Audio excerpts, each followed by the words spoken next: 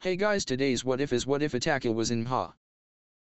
All the students of Class 1A who weren't immediately involved in the exercise that was taking place were stood, crowded behind All Might, who muttered into a microphone linked to the headset he had, staring at the live feed of Itachi running through ground beta.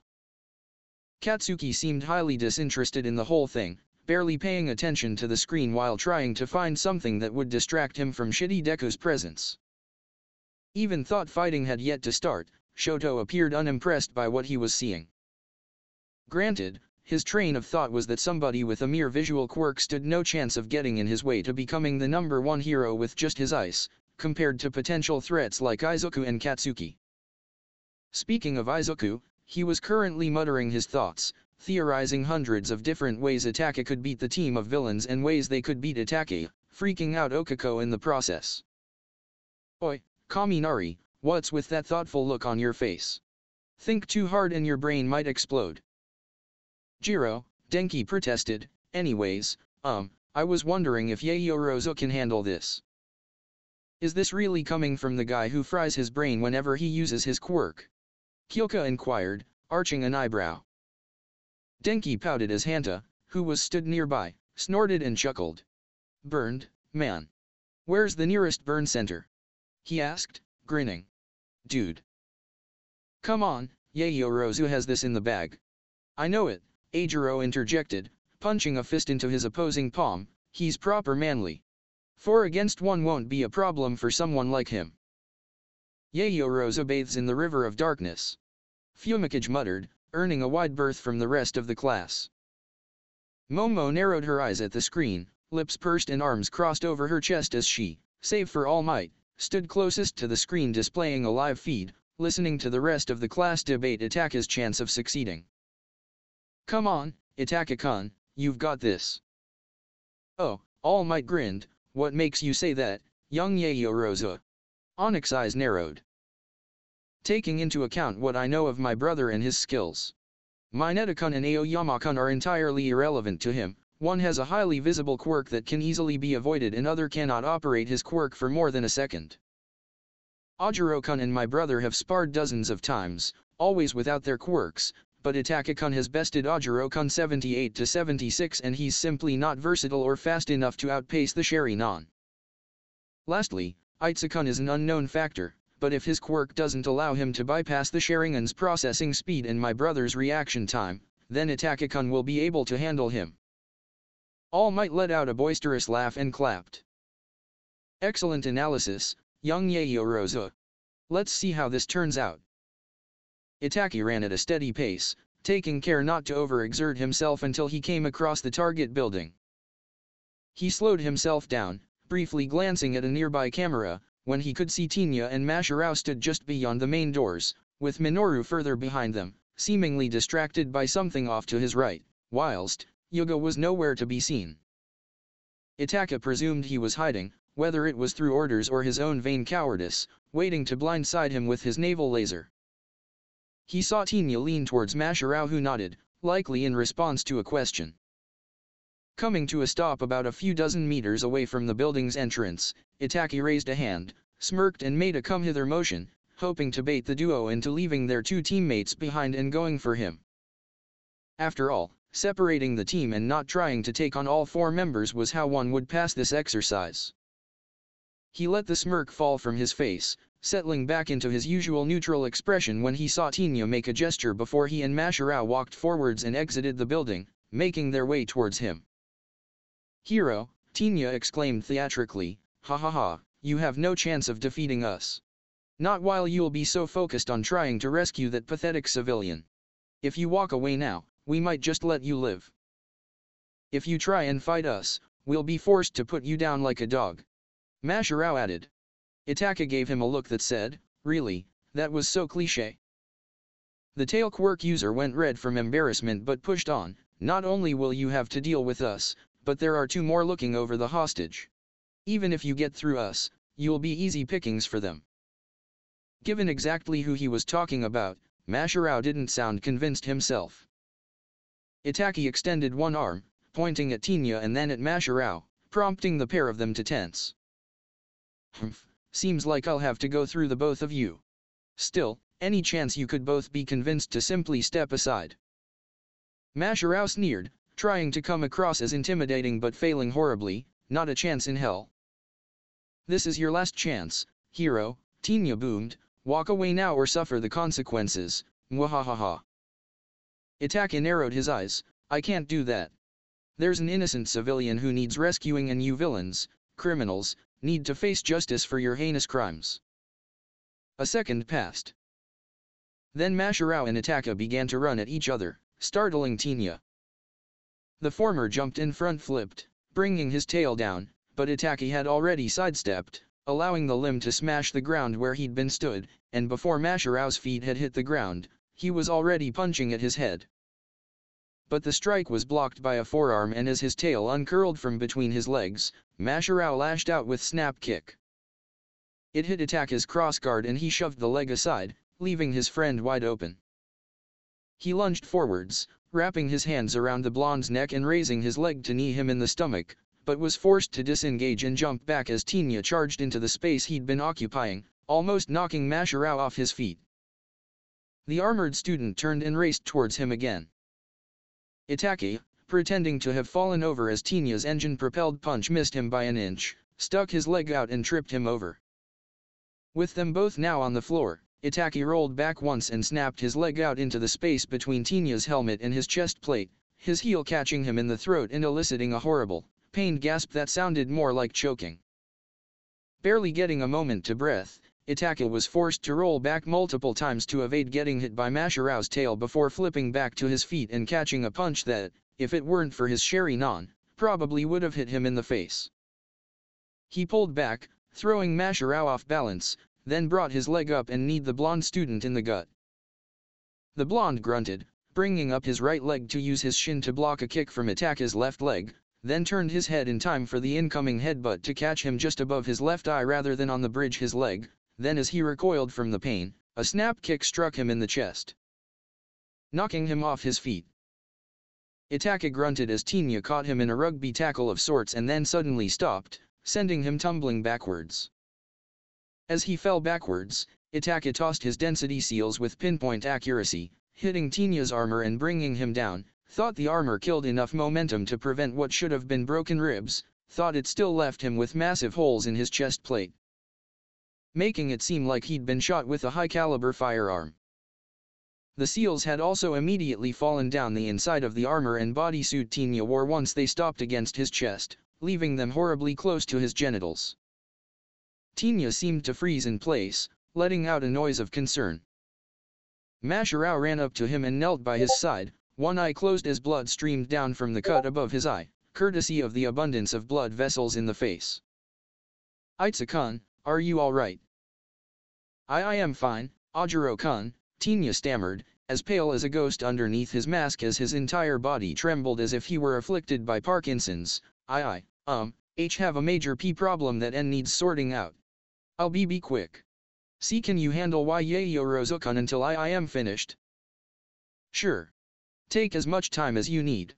I mean, don't take all day, I might need your help. Masharao replied, chuckling. He raised himself up to his full height and turned to Itachi, who seemed perfectly content to wait until he was ready to fight. Are you quite finished fretting over your friend? Itachi inquired, his voice a slow, mocking drawl. And ready as I'll ever be to kick your ass, considering I kick hero ass for breakfast, lunch, and dinner? Definitely. Masharao retorted, getting hot under the collar as he was quickly starting to realize that unscripted trash talk wasn't his strong suit. Well then, bring it. Itachi replied, the corners of his lips quirking upwards. He let Masharao charge towards him once again, watching as the blonde front flipped into an aerial tail strike that Itachi evaded again by leaping aside and then snapped his leg out and caught the other student in the ribs. Masharao grunted, blocking the following kick with one arm. With his other, he threw a punch at Itachi, who tilted his head to one side, allowing it to brush by his face, and retaliated with a palm strike that slammed into Masharao's jaw, forcing him to stumble back as he reeled backwards. Taking a step forwards to keep the space between them constant, Itachi thrust his other hand out and hit Masharao in the throat, prompting a choked noise from him as his head shot back down, revealing bulged-out eyes. Even without chakra to amplify his strikes, the gentle fist, at least the open palm-based strikes rather than fingertip-based, remained a versatile and useful fighting style. Not giving him a moment to regain his breath, Mashirao's head snapped to one side as the back of Itachi's fist slammed into the side of his face. Then, he lunged forwards and jumped, sticking his leg out and booting the blonde in the chest, knocking him to the floor where he groaned. "Gah, damn you, hero." Mashirao coughed, rolling onto his side and rubbing his throat. "Stay down." Itachi widened his eyes when, as Mashirao looked up at him, he could see a whitish-blue light growing in size in his eyes. Turning his head, Itachi jerked to one side as a focused beam the size of his head shot past his face, its close proximity and light intensity burning itself into his retinas with such force that he had to immediately deactivate the Sharingan or risk damage to his eyesight. He staggered back, thrown off balance by the unexpected attack, blinking rapidly as he tried to clear the big red smudge that was obscuring so much of his vision, though it was already beginning to clear, but not quick enough. He knew by the time his sight was restored, Tenya would have sorted out his issue, Mashirao would have recovered and be ready to attack him, and Yuga might be ready to shoot him again. "Whoa," Denki exclaimed, "did you see that? Aoyama nearly got Yaoyorozu. Still, shooting him in the back. That isn't manly of him." Ajiro muttered lowly. Katsuki snorted, chipping him for the first time since the first match began. "TCH, stop being a dumbass shitty hair. Flashy's actin' like a proper villain. Let's be real, villains ain't gonna give a shit about shit like being honorable. They'll fuck you over at the first chance they get." Kyoko looked over at Momo, who was trying her best not to scowl. "Hey, Yao Momo, your brother doesn't look to dash." "He'll get through this," Momo snapped, then looked apologetic for doing so. I am sorry, I just want Itachi-kun to get through this, but Aoyama-kun's sneak attack, especially given how close it was, would have overloaded his Sharingan. I think he'll have to get through the rest of the exercise without it, assuming he's not too hindered by not being able to see." Izuku had gone on another muttering spree, employing tactics used only by the forces of darkness. Dark shadow emerged from Fumikage's abdomen, giving a pair of thumbs up to the class. What he really means to say is that he's unimpressed by the sparkly boy's sneak attack. It was really uncool. Dark shadow. Itachi was still blinking, narrowing his eyes as he looked around, trying to recover his eyesight as he could hear Mashirao getting to his feet and one of his density seals bouncing off the ground from wherever Tenya was. "Hey, Yaoyorozu-kun, are you alright?" He cocked his head towards the sound of Mashirao's voice, relying on his ears over his eyes given his current predicament. "I appreciate your concern, Ajiro-kun, but don't forget our roles. You're still a villain right now." "Yeah, alright." Itachi watched on the edges of his vision as his friend's feet approached him and then one suddenly went out of view, barely seen through the red flash mark that was taking up most of his eyesight. Hearing the shifting of clothes and observing the twisting of Mashirao's other leg, Itachi jerked to one side, feeling the rush of air that accompanied Mashirao's leg shooting past his head. The leg was quickly retracted and Itachi battled aside a punch, then thrust his leg out, catching Mashirao in the gut. Mashirao grabbed his ankle, preventing him bringing his own leg, stepped into Itachi's guard and blocked a punch, and swiped his free leg out from under him. Itachi grunted as he fell onto his back, grateful that he hadn't fallen from a higher height as his shoulder hit the floor, followed immediately by the top of his head bouncing off the floor. Still unable to properly see, he lashed out with his free leg and booted Mashirao in the crotch, prompting him to let out a squeal of pain. Then, pressing his palms beside his head, Itachi folded himself and then pushed forwards, flipping to his feet and booting Mashirao in his chest. The blonde staggered back as Itachi regained his footing and then they proceeded to exchange a series of punches, forearm and elbow strikes, and kicks. In the midst of an exchange between them, Itachi cocked his head as he heard Tenya's engine revving to life once more behind him, followed by the distinct whoosh of him accelerating towards them. He grabbed Mashirao's wrist as he tried to punch him in the face, twisted his arm to bring about a pained yelp, then yanked on the arm as he booted him in the chest, dislocating it as he pulled the blonde past him, putting him in Tenya path. The engine quirk user was forced to come to a halt to avoid slamming into his teammate, only to grunt as Mashirao fell into him after being kicked in the back. Damn you, he dash, Tinya huffed, cut off his Masharao, let out a groan when Itachi pressed his foot into the square of his back, grabbed his other arm and pulled, dislocating it. Masharao let out an agonized scream, unable to lift his arms as they hung limply by his sides. Tinya stiffened, narrowing his eyes behind his mask, thinking Itachi had gone too far in dealing with his opponent. Itachi stepped away and walked around them, staring them down as Masharao shifted in place and groaned, tilting his head so he looked up at his friend. I'm sorry, Ajiro-kun, but you're dash. Itachi was flung onto his back as Masharao's tail lashed out and struck him in the chest, launching him back a good dozen meters. For a moment, nothing moved except for Masharao's tail, which twitched, lazily swinging back and forth, and Tinya wasn't entirely sure whether Itachi had been knocked unconscious by the blow. And then the ground shook as, nearby, spiraling waves of faint, yellow energy tore through the designated target building, leaving behind an odd pattern of strangely shaped holes which looked like a giant had tried to carve donuts or cinnamon rolls out of the walls.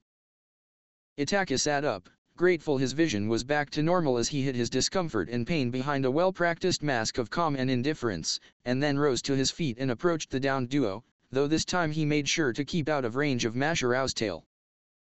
That had been a foolish mistake, and if she found out about it, Itsuko would never let him hear the end of it. As I was saying, Itachi started, glaring down at them as his Sharingan came to life once more. I apologize for having to dislocate your arms, Ajiro-kun, but we could fight hand-to-hand forever. As it turns out, I have an objective to complete, and I'm sure Recovery Girl will leave you in fighting shape afterwards. Itsuko-kun, good luck getting out from underneath Ajiro-kun without hurting him. Damn you, Yaoyorozu-kun. Masharao grumbled, holding back a hiss as the slightest hint of movement sent pain shooting through him. Love you too, Ajiro-kun. He'd tried to hold out, for the sake of his team. Minoru Mineta couldn't help himself anymore. And Yuga wasn't around to stop him. The hostage he was supposed to be guarding was so damn cute. She was statuesque and busty like Yaoyorozu, had the infectious, bubbly attitude of Ashido and had the innocent, curious air of Uraraka. And nobody could stop him from copping a feel, not even All Might. Allowing the rush of blood below his waist to override his common sense, Minoru found himself overcome by lust as he shifted towards Nejire, who smiled at him when she realized that he was the only one still there. Hey, she cheerily greeted, looks like it's just you and me. Do you reckon they've torn up the street outside? Where did the blonde boy with the armor go? Do you think you can take on Yaoyorozu-kun if he makes it past the others? Minoru wasn't hearing anything. He was just in a lust-filled, single-minded haze, and any question she fired at him went straight through one ear and out the other. Big boobs. He shuffled closer to her, completely oblivious to Yuga's sudden reappearance in the corner of the room, watching him with distaste. Tits. Minoru reached out, watering at the mouth as if he were Homer Simpson lusting after donuts, and Nejire's bubbly smile dropped off her face. Because of her ditzy, airheaded attitude, Nejire was often considered one of the least intelligent members of U.A.S. third-year students, but looks and the strength of her quirk alone didn't solely qualify her to become one of U.A.S. Big Three students. In fact, Nejire was one of the smartest students in UA, and she had to be, especially to handle her quirk, but she never felt the need to throw those smarts in the faces of other people. As such, because of her ditzy personality, so many people thought she was genuinely stupid. Desh, so unfair, Togata-kun acts like a silly goof every day and nobody thinks he's stupid. And she didn't dislike many things, but perverts were at the top of her list. As wisps of yellow energy began to emanate from Nejire's left hand, All Might's voice boomed through the building. Young Mineta, get control of Dash, he lunged. 10% output. Minoru never got within a meter. Nejire thrust out her hand and a whirlpool of golden energy surged out, slamming into Minoru, who screamed in terror and sent him crashing through the nearest wall. The excess energy flared outwards, carving through the floor above and additional walls. Yuga just blinked, having watched in shock. Perverts suck, Nejire scowled, uncharacteristically serious, and then her face brightened up as she spotted Yuga, who looked like he'd seen a ghost. Oh, hey there. Hello, mademoiselle. Yuga stammered, glancing at the wall Minoru had been blasted through. Whoa, Denki exclaimed as the entire class watched as Itachi dislocated both of Mashiro's arms. All Might, hey, is he allowed to do that? Isn't Itachi supposed to be the hero of this exercise? What kind of hero does that? All Might paused, then looked away from the screen so he could look at Denki. While young Yaoyorozu's method of incapacitating is less than desirable, some heroes who don't have an enhanced physicality or elemental powers are given a leeway on how they take out villains. Trust me, young Kaminari, I've seen worse. All Might stated. Worse. Denki squawked, yelping after Kyoka swatted him over the head. Stop getting your boxers in a twist, moron, she deadpanned, you can unleash electricity. You'll be frying any unfortunate villain unlucky enough to get their hands on you, like that dumbass at the USJ. Oi, hey, All Might, what is Mineta doing? I don't think that constitutes as looking over the hostage. Eijiro said, face flushed with embarrassment. All Might turned back to the live feed and blanched when he saw Minoru inching towards Nejire with a lustful, predatory expression. Young Mineta, get control of Dash. All Might was cut off as the feed was overwhelmed by a haze of yellow before suddenly cutting out. He hunched over the control monitor, frantically pressing at buttons until the screen connected to another camera, showing a heavily bruised Minoru slumped against a cracked wall, everything else around him having been destroyed by the act of self-defense. Another feed showed the destruction from outside the building. Holy shit! Mina muttered, gawking. Momo simply crossed her arms, sniffing with satisfaction. Kyoka couldn't stop herself from smirking, laid out that perverted bastard just like that. I like her. That was manly. Eijiro nodded approvingly, though he was still blushing. All Might's fist tightened around a microphone as he ground his teeth together, frustrated and angry at himself for not paying attention to somebody who was already notorious for being Class 1 a resident pervert. Young Hato, are you okay? I'm sorry you had to deal with that. Her bubbly, cheery voice came through an unseen speaker. I'm fine, All Might. He just caught me off guard, that's all. After retrieving his density seals and leaving Tinya underneath a pained Mashirao, Itachi made his way to the target building, his aching Sharinon looking back and forth as he tried to discern movement amongst the walls, rubble, and dust. He was more than ready to turn off his quirk if Yuga tried shooting at him again. He wasn't going to fall for the same trick twice. Itachi paused when he saw Yuga peek at him from beyond the doors and around a wall. The blonde widened his eyes when he spotted him and fully emerged from around the corner, his abdominal lens already brimming with energy. Ignoring the ache in his eyes, Itachi deactivated his Sharinon and jumped aside as Yuga fired at him, blasting the building's front doors. The whitish-blue energy beam shot past him and one of the doors crashed into the ground in front of him, showering him with glass and forcing him to protect his eyes. Lowering his arm, Itachi jerked aside as Yuga very nearly scored a shot that would have hit him center mass. The beam grazed his shoulder, but still carried enough force to knock him backwards. He lay on his back for a moment, then flipped to his feet. Turning his Sharinon on once more, he darted into the building and found Yuga waiting for him in a partially opened doorway, face scrunched with concentration and pain as he prepared to fire once more. Leaping aside and turning away to prevent another bout of flash blindness, Itachi allowed Yuga to waste his shot on the wall opposite him. Then he stepped back, entered the room as Yuga cowered from him and spun in place, knocking out the French-Japanese boy with a single kick to the neck, causing him to crumple to the floor. With him dealt with, Itachi stepped back, shut the door and grunted as he found himself tackled by a speeding Tinya who carried him over to the biggest room on the ground floor where Nejire was sat cross-legged, watching them with vague surprise. Your crusade stops here, hero. Tinya declared, stalling his quirk and bringing himself to a halt. Unfortunately, Itachi's own momentum meant he continued backwards and slammed into a wall with enough force to painfully jolt his back as the impact made a crack in the wallpaper, then he dropped to the floor with a sigh. Slipping his density seals into one of his hands, Itachi picked himself back up as he glared at Tinya who stared back defiantly. TCH, you don't know when to give up, do you villain? Of course not, Tinya thundered, chuckling menacingly, I won't warn you again, hero. Surrender and leave the hostage with me or dash. His vision becoming shaded with a deeper tint of red, time seemed to drastically slow down and Itachi noticed creases, almost invisible to the untrained eye, develop in the bodysuit Tenya wore underneath his armor as he bent his knees. Preparing to race towards him again, his engine fired up like a sports car's being revved. And then he pushed off and Itachi flung his hand outwards. Come at me as fast as you want, Itachi-kun. No matter how fast your quirk allows you to move, you can't outpace my Sherry-non.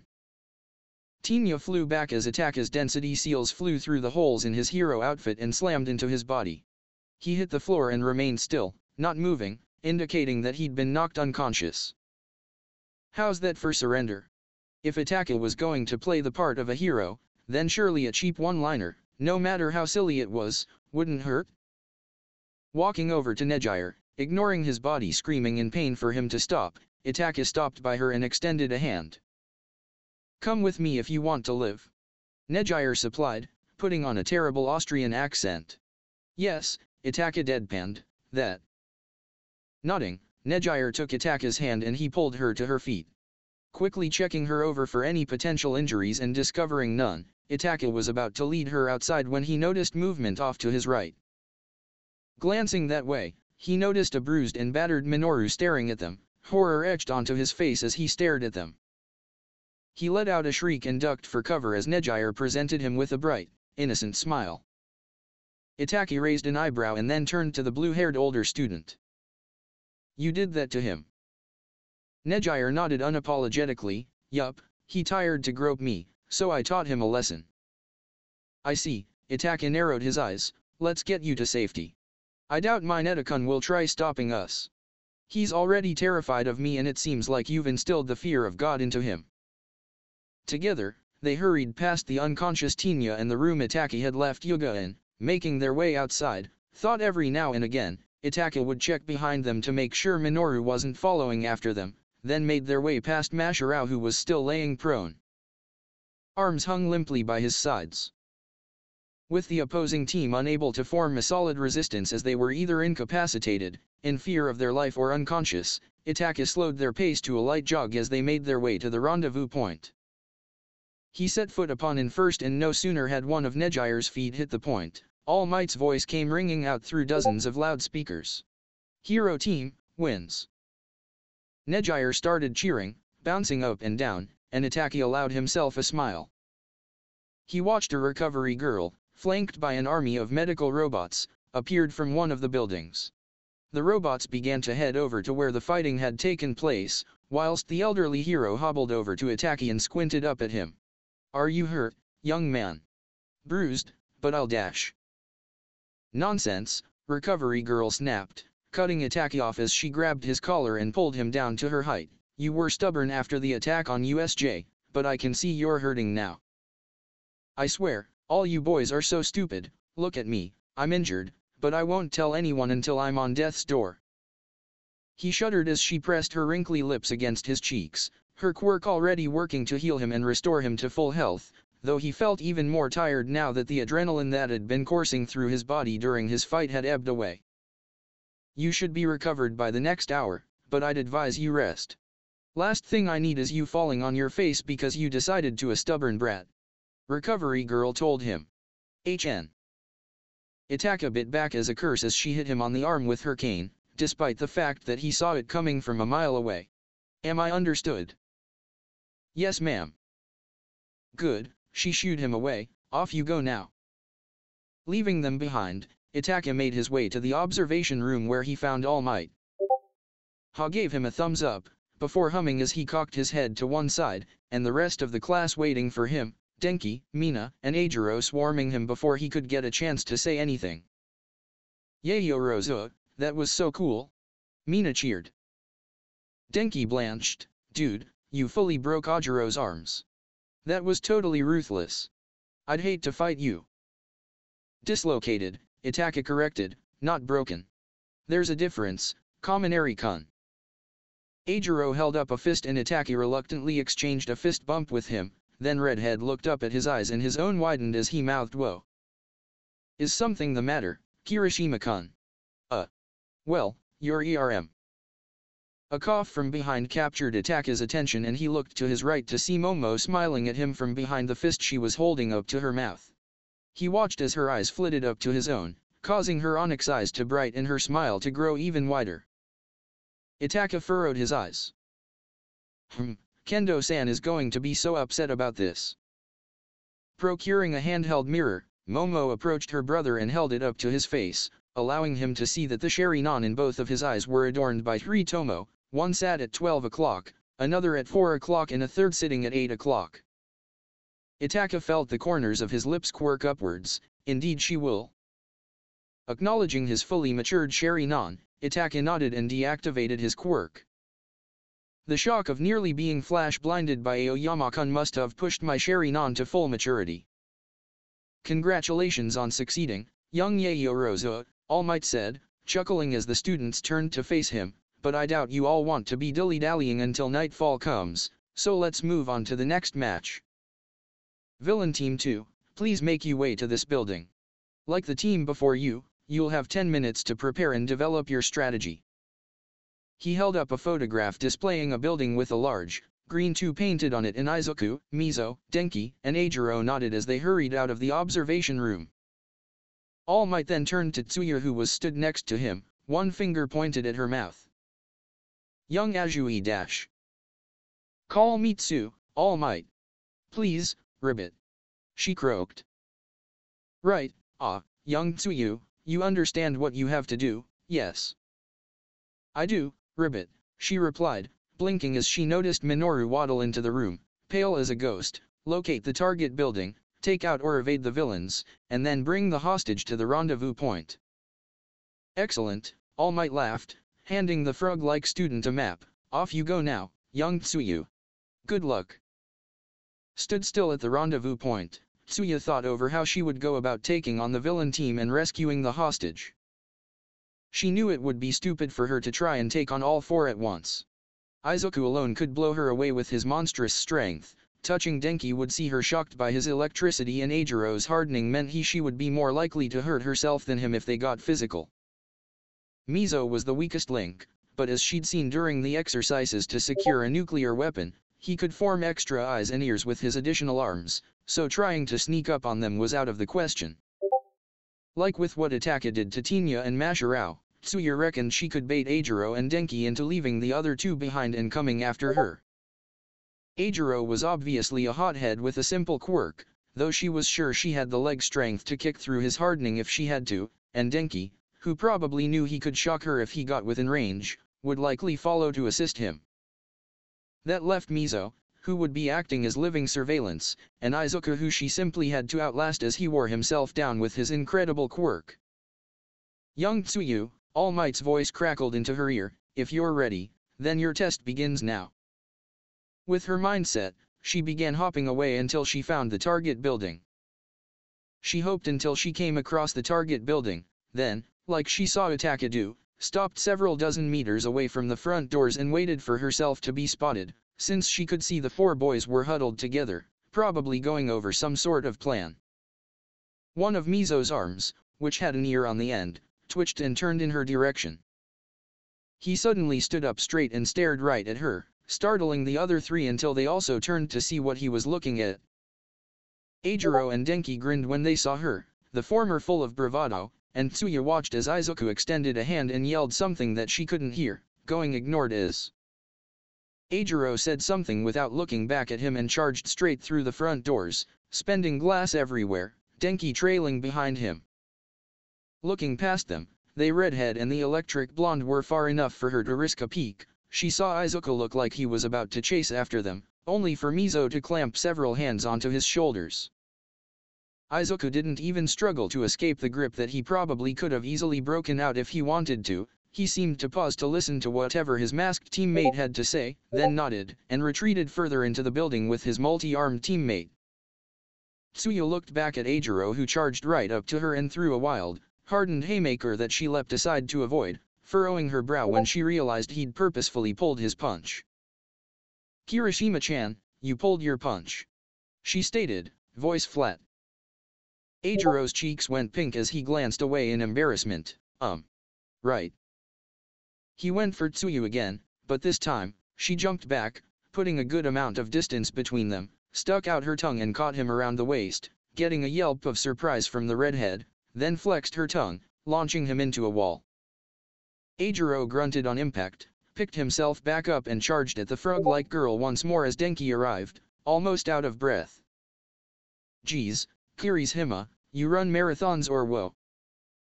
Denki threw himself to the floor as Tsuyu wrapped her tongue around a lamp post and pulled, bending the upper half so much that it nearly fell on him. "Hey, Kaminari, you good?" "Yeah, man. She tried to crush me with a lookout." Ajiro turned just in time to see Tsuyu, who had part of her tongue wrapped around another lamp post, seemingly swing around it and boot him in the chest, knocking him to the floor. "Ribbit." She bounced off his chest, launching herself towards a nearby fire hydrant that had one of its hose connectors pointing straight at Denki, who whimpered as he began to pick himself up. Tsuyu landed, wrapped her tongue around the covered connector and yanked it clean off, then rapidly twisted the attached valve. There was a low rumble and Denki blanched, yelping in terror as he disappeared underneath a powerful surge of water which crackled with electricity. "Hey, Chemdash." Ajiro was cut off as Tsuyu wrapped her tongue around his waist again, and whilst he was busy trying to free himself, hands gripping her wet and slippery tongue, she flung him into the path of the water, causing him to cry out as his body went rigid. Muscles tightening horribly as electricity coursed through his body. Tsuyu waited a few seconds longer, then shut off the valve and admired her handiwork. The redhead lay in buzzing water, twitching every now and then, and Denki was on his back, yaying as he gave the sky a stupid grin and thumbs up. Giving the two a quick once-over to make sure neither were at risk of critical injuries, Tsuyu hopped around the electrified puddle of water, a broken piece of lamppost held in her tongue. She hopped up to the building and paused, tilting her head to one side as she brought up a finger to her lips. The building probably had multiple entrances, glass windows included, but Mizo would hear her coming from a mile away if she shattered one of the windows and he'd heard one of the doors opening. "Maybe I could sneak in from the roof? Surely there would be a top entrance." Tsuyu pressed her hands against the wall and began to climb, one foot after the other and one hand after the other, repeating the process over and over again until she reached the top of the building. She hopped over to the top entrance and slowly twisted the handle, opening the door as slowly as she could, twitching when one of the hinges let out a high-pitched squeal. Her heart rate slightly sped up. Tsuyu crept past the door and approached a long, winding staircase. She hopped up onto a rail and threw herself to a set of stairs below her, sounding with barely a sound, the piece of lamp post coming close to hitting off a part of the stairs as she twisted her tongue to bring it away. Slowly, to avoid the post from banging into anything, Tsuyu made her way down the staircase until she got to the bottom floor. She landed into a crouch, almost imitating Spider-Man, then rose to her hunched-over height and made her way forwards. Her heart nearby burst into the mouth when Mizo burst around a corner and lunged at her, his 6 arms outstretched as he tried to grab her. Tsuyu flexed her tongue and the piece of lamp post was swung around, crashing into the side of Mizo's head as he grunted and staggered to one side, one arm lashing out to grab the lamppost piece before she could pull it away. They suddenly entered a fierce tug of war, Tsuyu's tongue wrapped around one end of the piece and several of Mizo's arms gripping onto the other end. His eyes narrowed as blood dribbled from the open wound on the side of his head. Mizo suddenly bellowed, "Midoriya!" Not bothering to engage in a battle of strength with Mizo, Tsuyu let him pull her forwards and then jumped, angling her body so her legs were outstretched, feet ready to hit the other student in the chest, but he jerked to one side as she unwrapped her tongue from around the lamppost piece, allowing her to fly past him. Then Izuku burst around the corner. Hearing a loud clang indicating Mizo had thrown away the piece of metal she'd hit him with, Tsuyu leapt and stuck herself to a wall in order to avoid Mizo's attempt to trap her in a bear hug from behind, then blinked a couple of times to ensure she wasn't seeing things. It seemed like the meek, green-haired student had an air of power about him as cyan-colored electricity sparked and buzzed around him, even zapping through his eyes, giving his green irises more life and vibrancy as he stared at her. "Shoji-kun. Midoriya-chan. What the hell is that? Why does Midoriya have electricity around him?" Kyoka started, frowning as she stared up at the screen. Itachi's mouth twitched as most of Class 1A seemed to gather around the rocker girl as they stared up at the live feed displaying Izuku, who stood at the end of a corridor, legs apart and fists clenched, and then cyan lightning jumping around his form. Feeling someone's eyes on him, Itachi glanced up to see that All Might was staring at him. Giving the man a quick nod, as if answering his unspoken question, Itachi watched as All Might give him an imperceptible nod and then turned back to the live feed and console he was stood over. "That makes no sense," Okako murmured, eyes wide as she stared up at the feed. "I thought Deku-kun had a strength-based quirk, not an electricity-based quirk." "Who cares, it looks awesome." Mina cheered, fist pumping the air.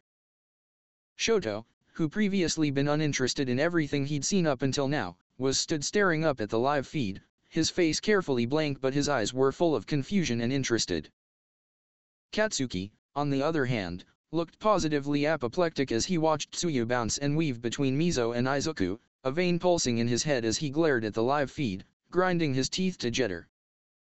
"What the fuck, I ignore that fucking nerd for 3 weeks and he comes back with this," he hissed, fists clenched as he watched shitty Deku bounce off the walls and ceiling without breaking himself.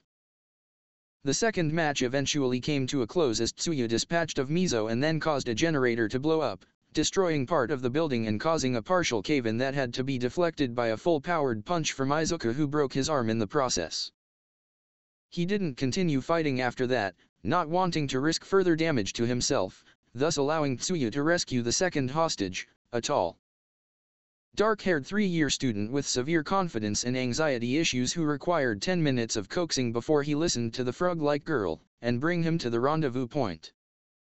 Izuku and Denki were hauled off to medical, whilst Eijiro, who claimed that he took the shocking like a man, and Mizo returned to the observation room, and All Might congratulated Tsuyu on her victory before the room plunged into silence as tension crackled through the air.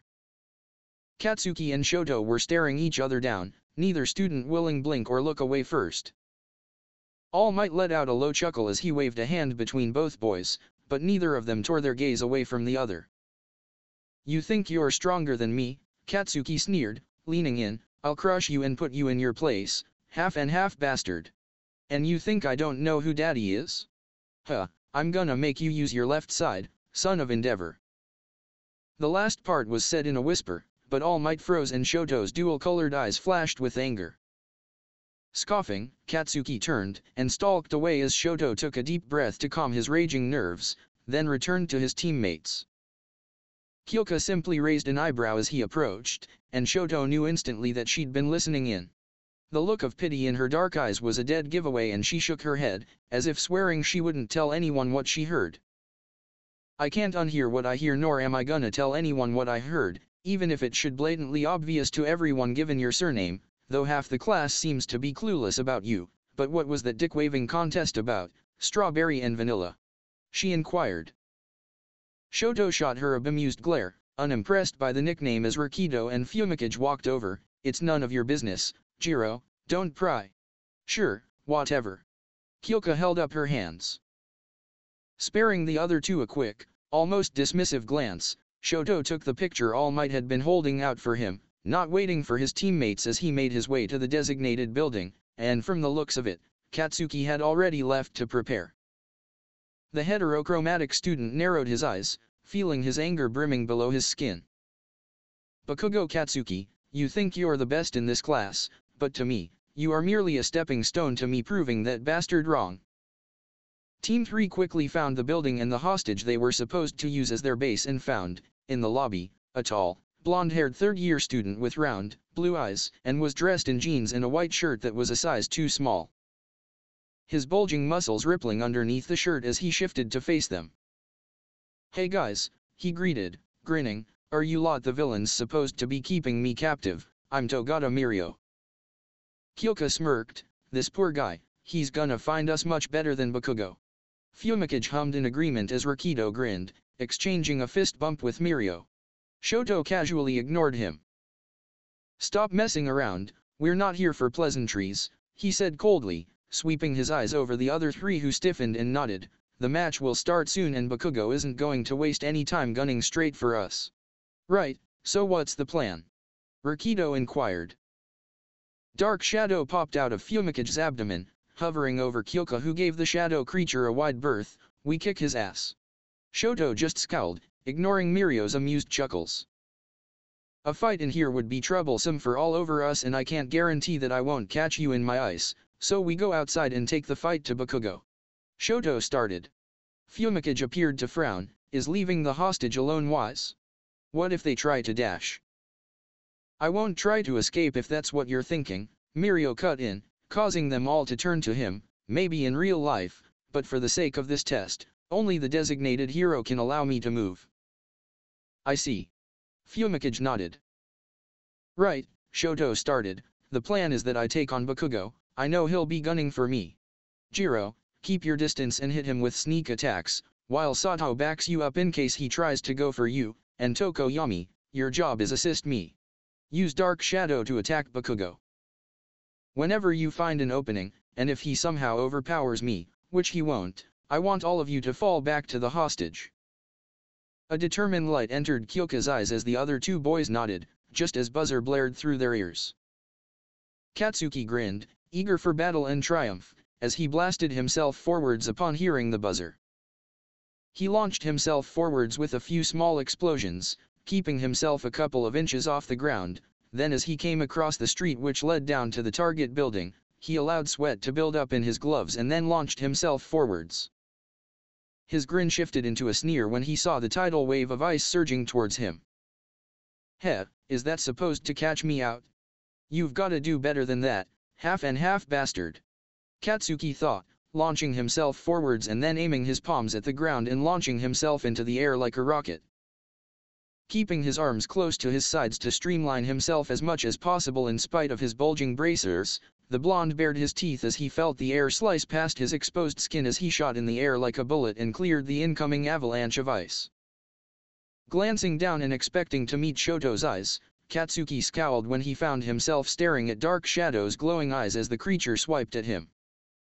He thrust his arms out, letting off an explosion that caused the sentient quirk to cry out and recoil. Then Rakido, who must have been riding in the creature's back, burst through the air and threw a wild, powerful punch at him.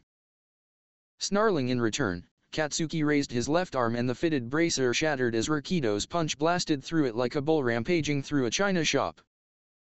With his left arm crossed along his chest, the fiery blonde set off an explosion and allowed the recoil to push his arm into a wide swing that resulted in him backhanding Rakido, but it was almost like slapping a wall.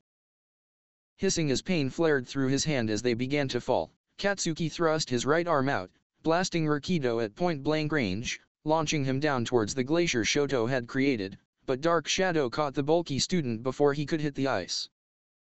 As he fell towards the ground, Katsuki was about to launch himself towards Fumikage, figuring that he and his living quirk would be a bigger nuisance than some dual-haired moron fighting, in figurative terms, with one hand behind his back, when a wave of sound crashed into him. Letting out a pained yell as the sound waves rattled his insides, he resisted the instinctive urge to cover his ears and slammed his hands onto the ice below as he landed, setting off an explosion that obliterated the midsection of the glacier, the blast sending pieces of ice flying in all directions and shattering multiple glass windows. He grinned with satisfaction as the sound waves stopped, followed by a feminine cry of agony somewhere off to his right, but Rakido and Dark Shadow were suddenly upon him again. "Fuck off, big lips." Pushing back Dark Shadow with another explosion, Katsuki stuck his right arm out and blasted himself to the left, allowing Rakido's punch to miss him by a mile. Then as the lumbering giant turned to attack him again, thrust his arms out. Sparks danced along his gloves, then formed a bright sphere as the blonde clapped his hands together, stun grenade, producing a bright flash that blinded the taller, more muscular student who staggered back and groaned, rubbing pathetically at his eyes. "You're mine, asshole." Grinning, Katsuki was about to be upon him like a rabid, wild animal when Dark Shadow lunged into the fray, wrapping his arms around Rakido's waist and pulling him back, just in time for a tsunami of ice for blast towards him. He raised his remaining bracer as it flickered red, yanking the handle back and pulling the pin, a bloodthirsty grin nearly splitting his face in two as a colossal explosion leapt forth and the inbound surge of ice shattered like glass. The force of the explosion sending several pieces flying back at Shoto, who stared, unblinking, as small pieces shot past his face like bullets, while Rakido dived on top of Fumikage to protect him. Shoto narrowed his eyes, suppressed anger burning beneath the surface as a small, sharp piece grazed his cheek and split the skin. Meanwhile, Rakido grunted as multiple rips and tears opened up along his costume, each of them dripping blood as the ice shards carved small gouges into his flesh. Katsuki lowered his bracer, twitching as he noticed movement off to his right at the edge of peripheral vision. Looking over, he saw Kyoka glaring at him. Not waiting a second as she clicked her tongue and inserted her jacks into the stereos built into her boots, Katsuki growled and launched himself towards her, one arm reaching out to. He thrust both his hands out, setting off an explosion to halt his forwards momentum, then set off another to blast himself backwards as a wall of ice emerged between them, the residual smoke and dust from the second blast curling up one side of the wall. While Kyoka's sound waves crashed into it from the other side, causing it to crack and violently tremble for a few seconds.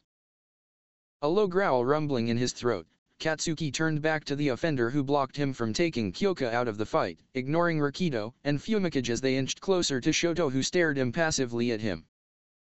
Fucking half and half, he spat, stalking towards the trio as dark shadow curled protectively around his master. You think you can fight me with one hand tied behind your back? Huh, why are you handicapping yourself? You think yourself is better than me, is that it? Shoto said nothing, eyes blank as he flexed the fingers of his left hand, prompting the slight ice buildup on his other side to turn into steam. Staring up at the live feed, Itachi didn't even so much as twitch as Momo walked over, standing next to him with her arms crossed as, nearby, Izuka was muttering to himself, seemingly going over various ways the team of four could overpower and take out Katsuki. Bakugo-kun is strong, but so is Todoroki-kun, Momo started softly. I don't think the other three matter too much to him, but do you think he'll realize the test's other purpose? Itachi shook his head slightly. Doubtful. Bakugo-kun is a simple-minded fool who believes overwhelming strength is the answer to everything. It wouldn't occur to him in the slightest that Todoroki-kun had just given him two opportunity to isolate Jiro-san and take her out. Momo hummed nodding, then cocked her head to one side. What about whether he can take on Todoroki-kun? The raven-haired ex-Uchiha lowered his gaze to meet her own briefly, before turning his eyes to the live feed. Even in the hands of Bakugo-kun, explosion could be extremely versatile, but Todoroki-kun, with his quirk, seems to be limited by his own innovation and repressed anger. Honestly, I think a one-on-one fight between them could go either way. I see what you mean, Momo murmured, and from what we've seen from Todoroki-kun's quirk usage, it seems centered around ice generation rather than ice manipulation, large-scale attacks to encompass Bakugo-kun over anything else. Itachi nodded, a comfortable silence settling between them as they continued to watch the fight. What the matter? Katsuki sneered, eyes flickering to Rakido as the larger student stepped forwards. Cat, got your tongue? Or am I not worth speaking to? Heh, it's rude to ignore people, you know. Fumikage edged forwards. It's also rude to give people demeaning nicknames, even when you know their names. Go fuck yourself, birdface, nobody asked for your opinion. And then Rakido charged him, heavy footsteps cracking the ice with each step he took, and Katsuki paused, knees bent as he settled into a fighting stance, body twisted so his right shoulder was closer to the approaching yellow, muscled bulldozer. With his left arm bent with the left hand held close to his chest, while the right arm was extended out and bent slightly. He waited until Rakido was close enough to rear back a fist in preparation for a punch. Setting off an explosion from his outstretched hand to produce a smoke screen, Katsuki blasted himself upwards, Rakido bursting through the smoke below him, grunting in confusion as he hit nothing but empty air. Yelling out a die as he launched himself downwards and slammed his hands against Rakido's sturdy back, setting off further explosion that ripped through his uniform and threw him to the ground. Not giving the taller student a moment to breath, even when he twisted to he fell onto his back, Katsuki fired explosion into Rakido's face, blasting apart his cowl, scorching his face, burning away some of his brown hair and slamming the back of his skull against the ground, knocking him into blissful unconsciousness as his head collided with the concrete with such force that it cracked under his skull. One extra down. He launched himself towards Shoto and Fumikage, the former tensing as more ice surged towards the incoming angry, blonde missile. The latter on the other hand, sent Dark Shadow charging along above the additional wave of ice, the shadow creature swiping at the blonde as he maneuvered out of the way, only to be sent squirming back by the stun grenade that Katsuki set off. Kinda obvious what something called Dark Shadow would be weak to, huh, bird face, Katsuki leered down at him, sources of extreme light, and I'm your worst fucking nightmare. He launched himself down at Fumikage, but his quirk got in the way, just as Kyoka burst around the wall of ice. TCH, might as well kill 2 extra with 1 stone. Blasting him past Dark Shadow who yelled and gave chase, Katsuki stuck his leg out and drop-kicked the rocker girl as she looked up, the back of his heel striking her in the left side of her face. She went limp like a puppet that had had its string cuts and, taking care not to break his legs, Katsuki let off an explosion from his hands to kill most of his downwards momentum and then landed in a squat. Quickly rising to his feet, he grabbed the back of Kyoka's jacket before she could fall to the ground and flung her at Fumikage like an angry child throwing away a toy they didn't like. I got her. Dark Shadow declared as he caught the unconscious Kyoka, then his glowing eyes widened as Katsuki shot past him towards the defenseless Fumikage who blanched as Katsuki came down on him like a furious, vengeful god. Fumika dash. Die.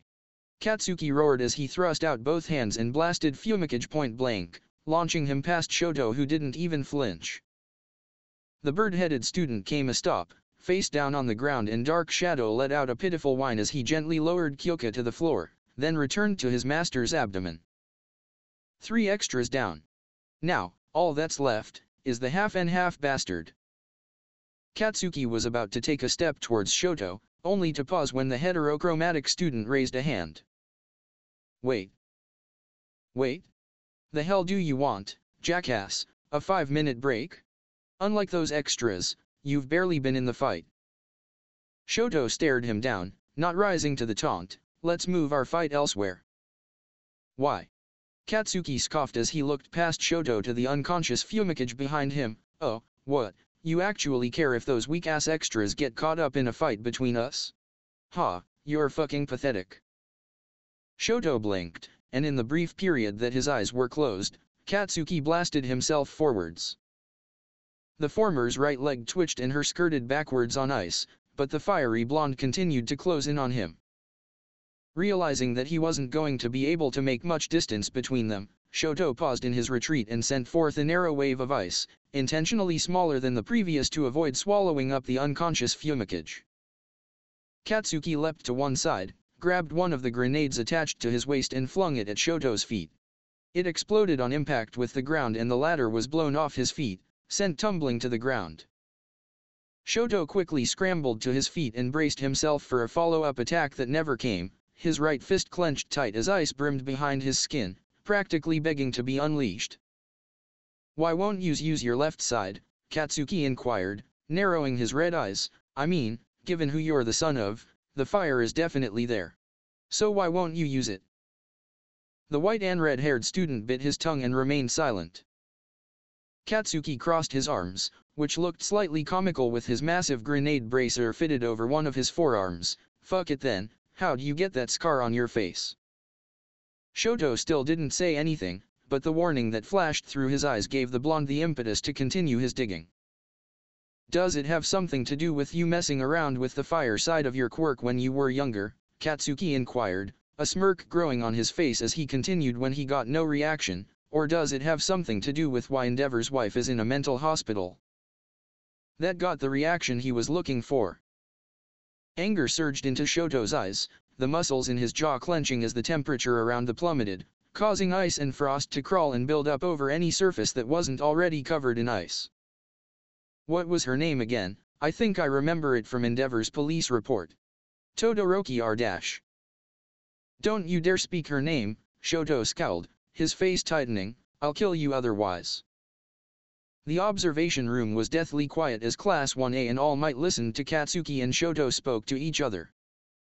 Normally, everyone in the room could only see what was going on, but when Shoto seemed to get visibly angry, Momo had demanded that he allow them to listen in so they could find out what had gotten the normally so cold and composed Shoto Todoroki to react so animatedly. Even the usually animated Mina was quiet, and the usually cheery, Upbeat Okako had lost her fire. Ajiro was just slack-jawed as he listened. Holy fuck, dude. Tsuya was totally expressionless, but on the inside she was judging Katsuki Bakugo. Itachi was stood next to All Might, Katsuki's words ringing through his head as he turned to the pro-hero and said, All Might, I don't care how stubborn either Todoroki-kun or Bakugo-kun may be, you need to stop the match or they could end up seriously hurting each other. Katsuki chuckled lowly, somebody's testy today. Did you wake up on the wrong side of your bed today?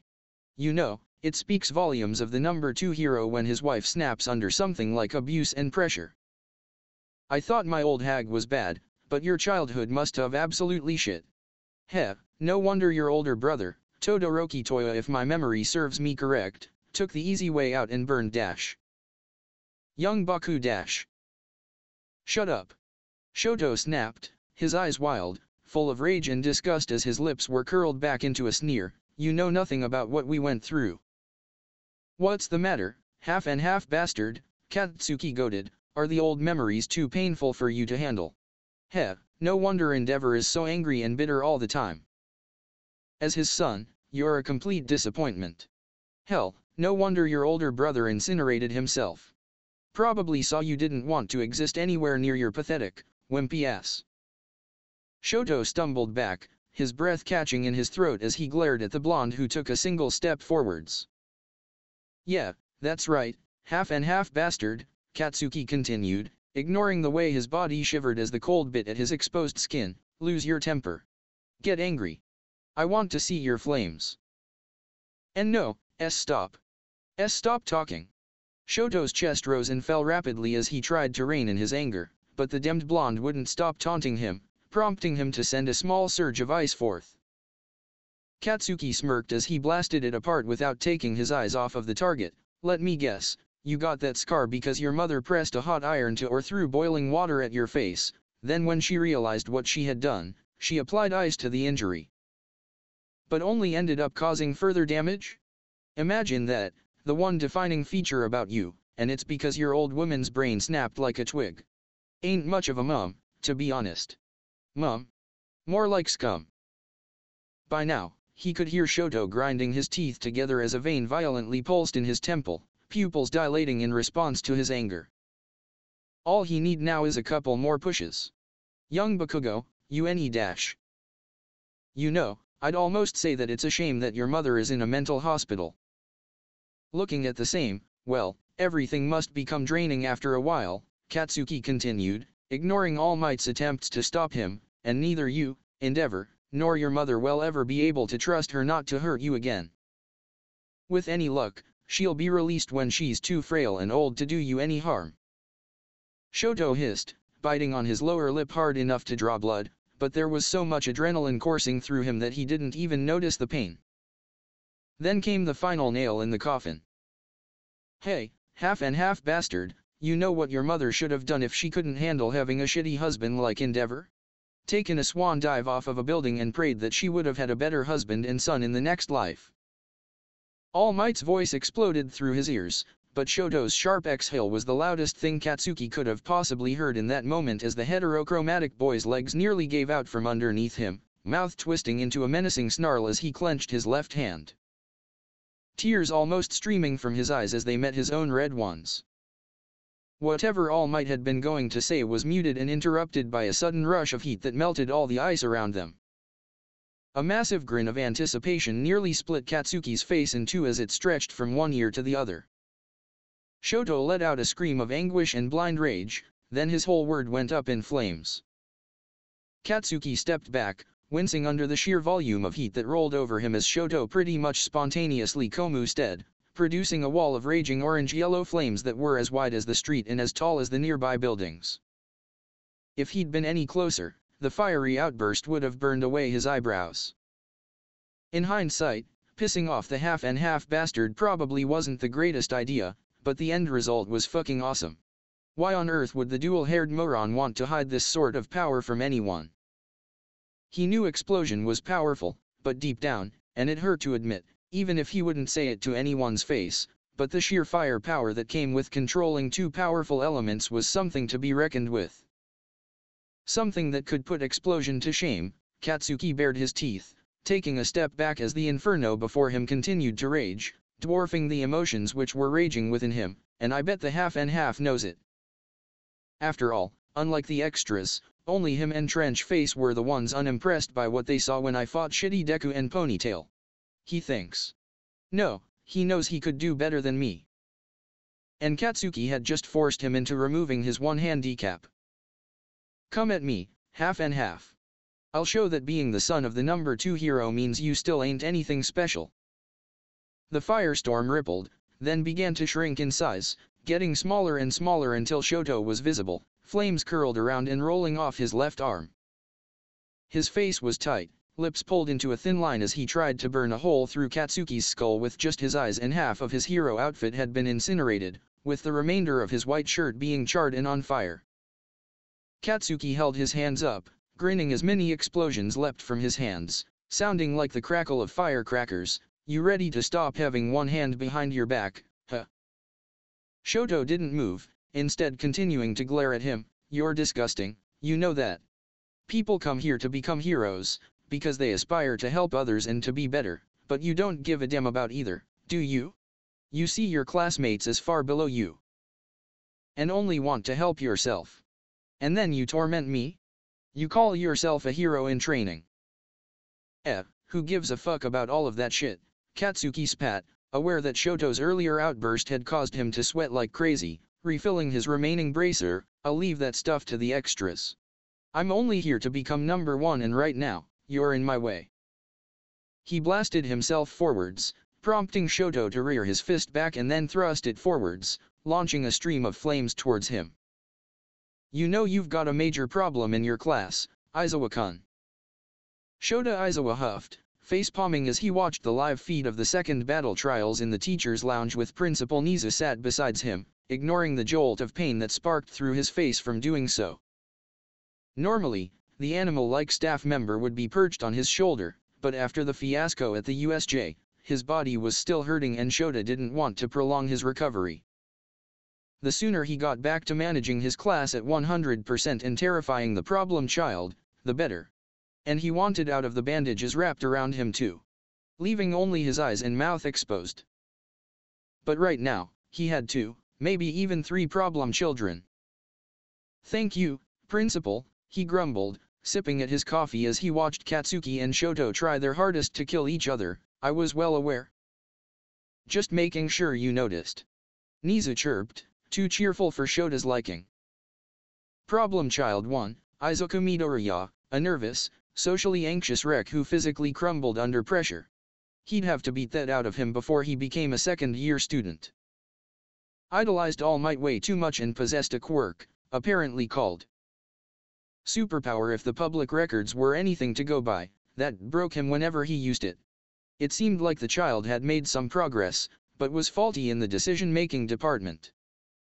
When Tsuyu Ajui had caused a partial collapse, there had been no reason for him to throw away his arm when he could have simply leapt out of the way. Nobody else but himself had been in any immediate danger, but he'd made himself a liability for no reason at all. Why couldn't Kin have gotten the troublesome, problem children? I'd take the sensible ones, like the bright Kendo girl and the quiet Honuki boy. Problem child 2, Shoto Todoroki, a ball of emotional trauma and familial issues who was more quiet than he'd been as a student at UA. Shota had guessed that he could control fire the moment he saw his red hair, and although it frustrated him to not see the boy use it, he understood why after contacting the boy's older sister and doing some research of his own. At the moment, it seemed like Katsuki had taken a verbal sledgehammer to his trauma and smashed it without any intent to do any good. Shota knew, without a doubt, that once this fight was finished, Shoto would retreat back into his shell of emotional trauma and become even more of an antisocial loner. He would be the hardest nut to crack. The boy desperately needs counseling and therapy before he leaves UA, but Hound Dog won't be any good for him. And then there was Problem Child 3, Katsuki Bakugo, a walking, talking bundle of arrogance, insecurity, and a superiority complex whom should have been expelled from day one. Shota could care less about whatever history there was about Problem Child 1 and Problem Child 3, but it was clear that Katsuki was as troubled as Problem Child 2. Still, his overall attitude, whether or not it was a mask to hide his true self, grated on his nerves. Calling his classmates extras and generally being dismissive of his superiors, and Shota would have expelled him after the end of his match against Izuku and Momo if All Might hadn't convinced him otherwise. Shota had seen people like Katsuki and their stories never ended well. Or, if his own arrogance didn't kill him, the boy would end up like Endeavor or Mirko. Angry and bitter or loud, brash, and a rule breaker whom the general public were terrified of. Especially the latter. Nobody wanted to upset the foul-mouthed rabbit lady who could break your face with a single kick. The boy also needed help, but it couldn't be forced upon him. With problems like his own, he needed to first acknowledge that there even was a problem, then seek out help.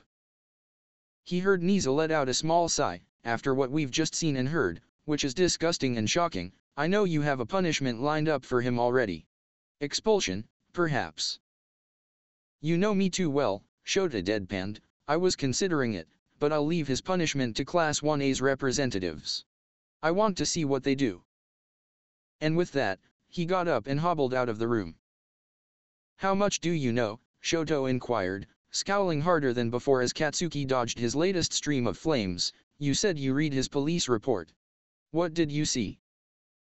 Exactly what I told you. Your old woman couldn't handle the pressure of being the spouse of the number 2 hero, nor could she manage 4 kids, especially her volatile eldest. Shoto huffed. Of course, as the saying goes, history is written by the victor. And when it came to that bastard and my mother, she lost. Of course he would omit the abuse and torment he inflicted upon her. He wouldn't be the number 2 if he had. It infuriated him to no end, but he wasn't at all surprised. Why would Endeavor incriminate himself in any written report? Even if the man and his actions had led to Rei doing what she did, the man, first and foremost, was still going to look out for himself and his massively successful career. And it's not like he could have said anything at the time, as he would no doubt be dismissed as a traumatized little boy, distressed by being attacked by his mother. Hell, he couldn't try saying anything now. His father would end his hero career before it started, and the sheer army of lawyers the man would be able to shore up with his money would simply steamroll him. Elsewhere, as he trapped a band of low-level villains in a ring of fire, Endeavor felt the sudden, overwhelming urge to yell out the name of his youngest child. Hey, mere Endeavor, we're Shoto. Itachi stared down All Might, who even after having heard the nonsense Katsuki had spouted, resulting in Shoto unleashing the other half of his quirk, still refused to end the match right then and there. He wasn't sure if the man was stupid or simply negligent. All Might Sensei, I'll ask again, why haven't you stopped the match? He asked, pressing the mute button so the class was now deaf to whatever was being said. Cringing at crimson orbs that were trying to stare into his soul and the dangerous undertone in his student's voice, All Might turned back to the live feed. He knew he should stop the match, but after Shoto had gone up in flames, he wanted to see what the boy was capable of and how Katsuki would handle this new development. Looking back at Itachi, All Might wilted under the sheer disappointment he was radiating. Even young Momo Yayorozu appeared to be doubting his ability to teach, and All Might couldn't blame her, but this irresponsibility was one of his defining character traits, but one he wasn't exactly proud of. He had been born with it. Master Nana had tempered it over Gran Torino's fruitless attempts to beat it out of him, and it had drawn him to young Midoriya, who had been incredibly irresponsible about his personal safety, yet brave when it came to trying to rescue young Bakugo from the sludge villain. Also, teaching wasn't really his thing. Big, grandiose speeches about bravery, heroism, and justice were more his thing. That and punching villains in the face. He'd applied to teach at UA, largely to help young Midoriya with One for All. Everything else was secondary, but All Might could now see that not prioritizing everything else as much as young Midoriya's development had been a colossal mistake, especially after not addressing the obvious problems of young Todoroki and young Bakugo from day one. As it had now spiraled into a fight which could end with 2 students killing each other. Whoa, they're whipping out some big moves there. Young Ashido suddenly cried. The less than excited expression on her usually cheery face had All Might turning back to the monitors at breakneck speed, but he only managed to catch most of the live feeds shifting to displaying nothing but static, while others only showed dust and smoke. In his peripheral vision, he caught young Yaoyorozu shake his head and glare over at him. Young Yaoyorozu! All Might murmured, turning to meet his eyes, which were their usual black. A chill ran down the length of spine as a dull boom echoed through the walls of the observation room, causing it to shake lightly. Whoa, Minoru gaped, was that the shockwave from whatever they did? But they're fighting so far away, there's no way. All Might, Momo started, her voice low and sharp like a knife, after what I just saw, you'd be lucky if Todoroki-kun and Bakugo-kun haven't killed or horribly maimed each other. I suspect Todoroki-kun's team may have been caught up in that explosion. Please, get out there and make sure everyone is okay.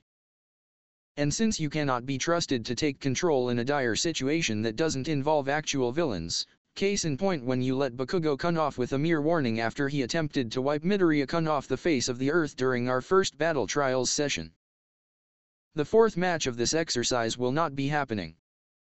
Mina and Momo's would-be teammates didn't look like they were going to argue against her. All Might couldn't find it in himself to argue against her either, thought he took stock of the apologetic light in her eyes. She didn't want to talk down to him, but after what had just happened, she'd needed to assert herself a Class 1A's representative. And assuming you haven't lost a student, we need to decide on an appropriate punishment for Bakugo-kun's actions. We've let everything before now slide, but this needs to be end with punishment so he knows his actions are not acceptable. Itachi added, voice cold and unforgiving. Hey, Yaoyorozu, Eijiro piped up, walking towards Itachi, what kind of punishment dash? A sharp glare from Itachi cut him off, and in the next second, All Might was gone. Huh, look likes the half-and-half bastard doesn't want to talk anymore. That's fine by me. Katsuki thought, smirking as he glared over at Shoto, who looked slightly unsteady on his feet, as if the constant, unregulated use of his flames was leading to heat exhaustion.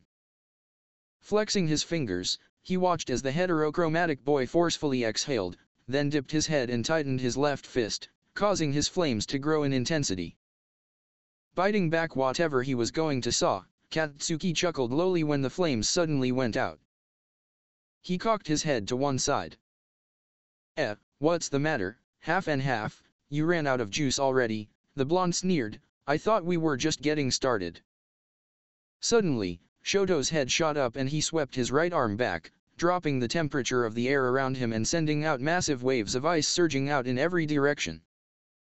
The floor instantly frosted over before being encased in a thick layer of ice, forcing Katsuki to blast himself upwards to avoid being trapped, and behind Shoto, multiple ice pillars rose up from the floor, almost enclosing him and resembling a mini fortress of solitude of sorts. He didn't need to speak a word for the explosive blonde to understand that the sudden display of power wasn't for nothing. His opponent wanted to end their fight in a final, large-scale attack. Heh, is that it? You just wanna blow me away, half and half. We fucking bring it. And Katsuki Bakugo was more than happy to respond in kind. After launching himself backwards to increase the distance between himself and Shoto, Katsuki launched himself straight up until he was about 90 meters in the air. Then, arms stuck out behind him, Katsuki blasted himself towards Shoto, corkscrewing himself as a fired an explosion from one hand, then the other, same hand as before, then the other, and so on until he spinning so fast that he'd created his own personal twister which grew and grew in size. More and more oxygen being added with each full rotation.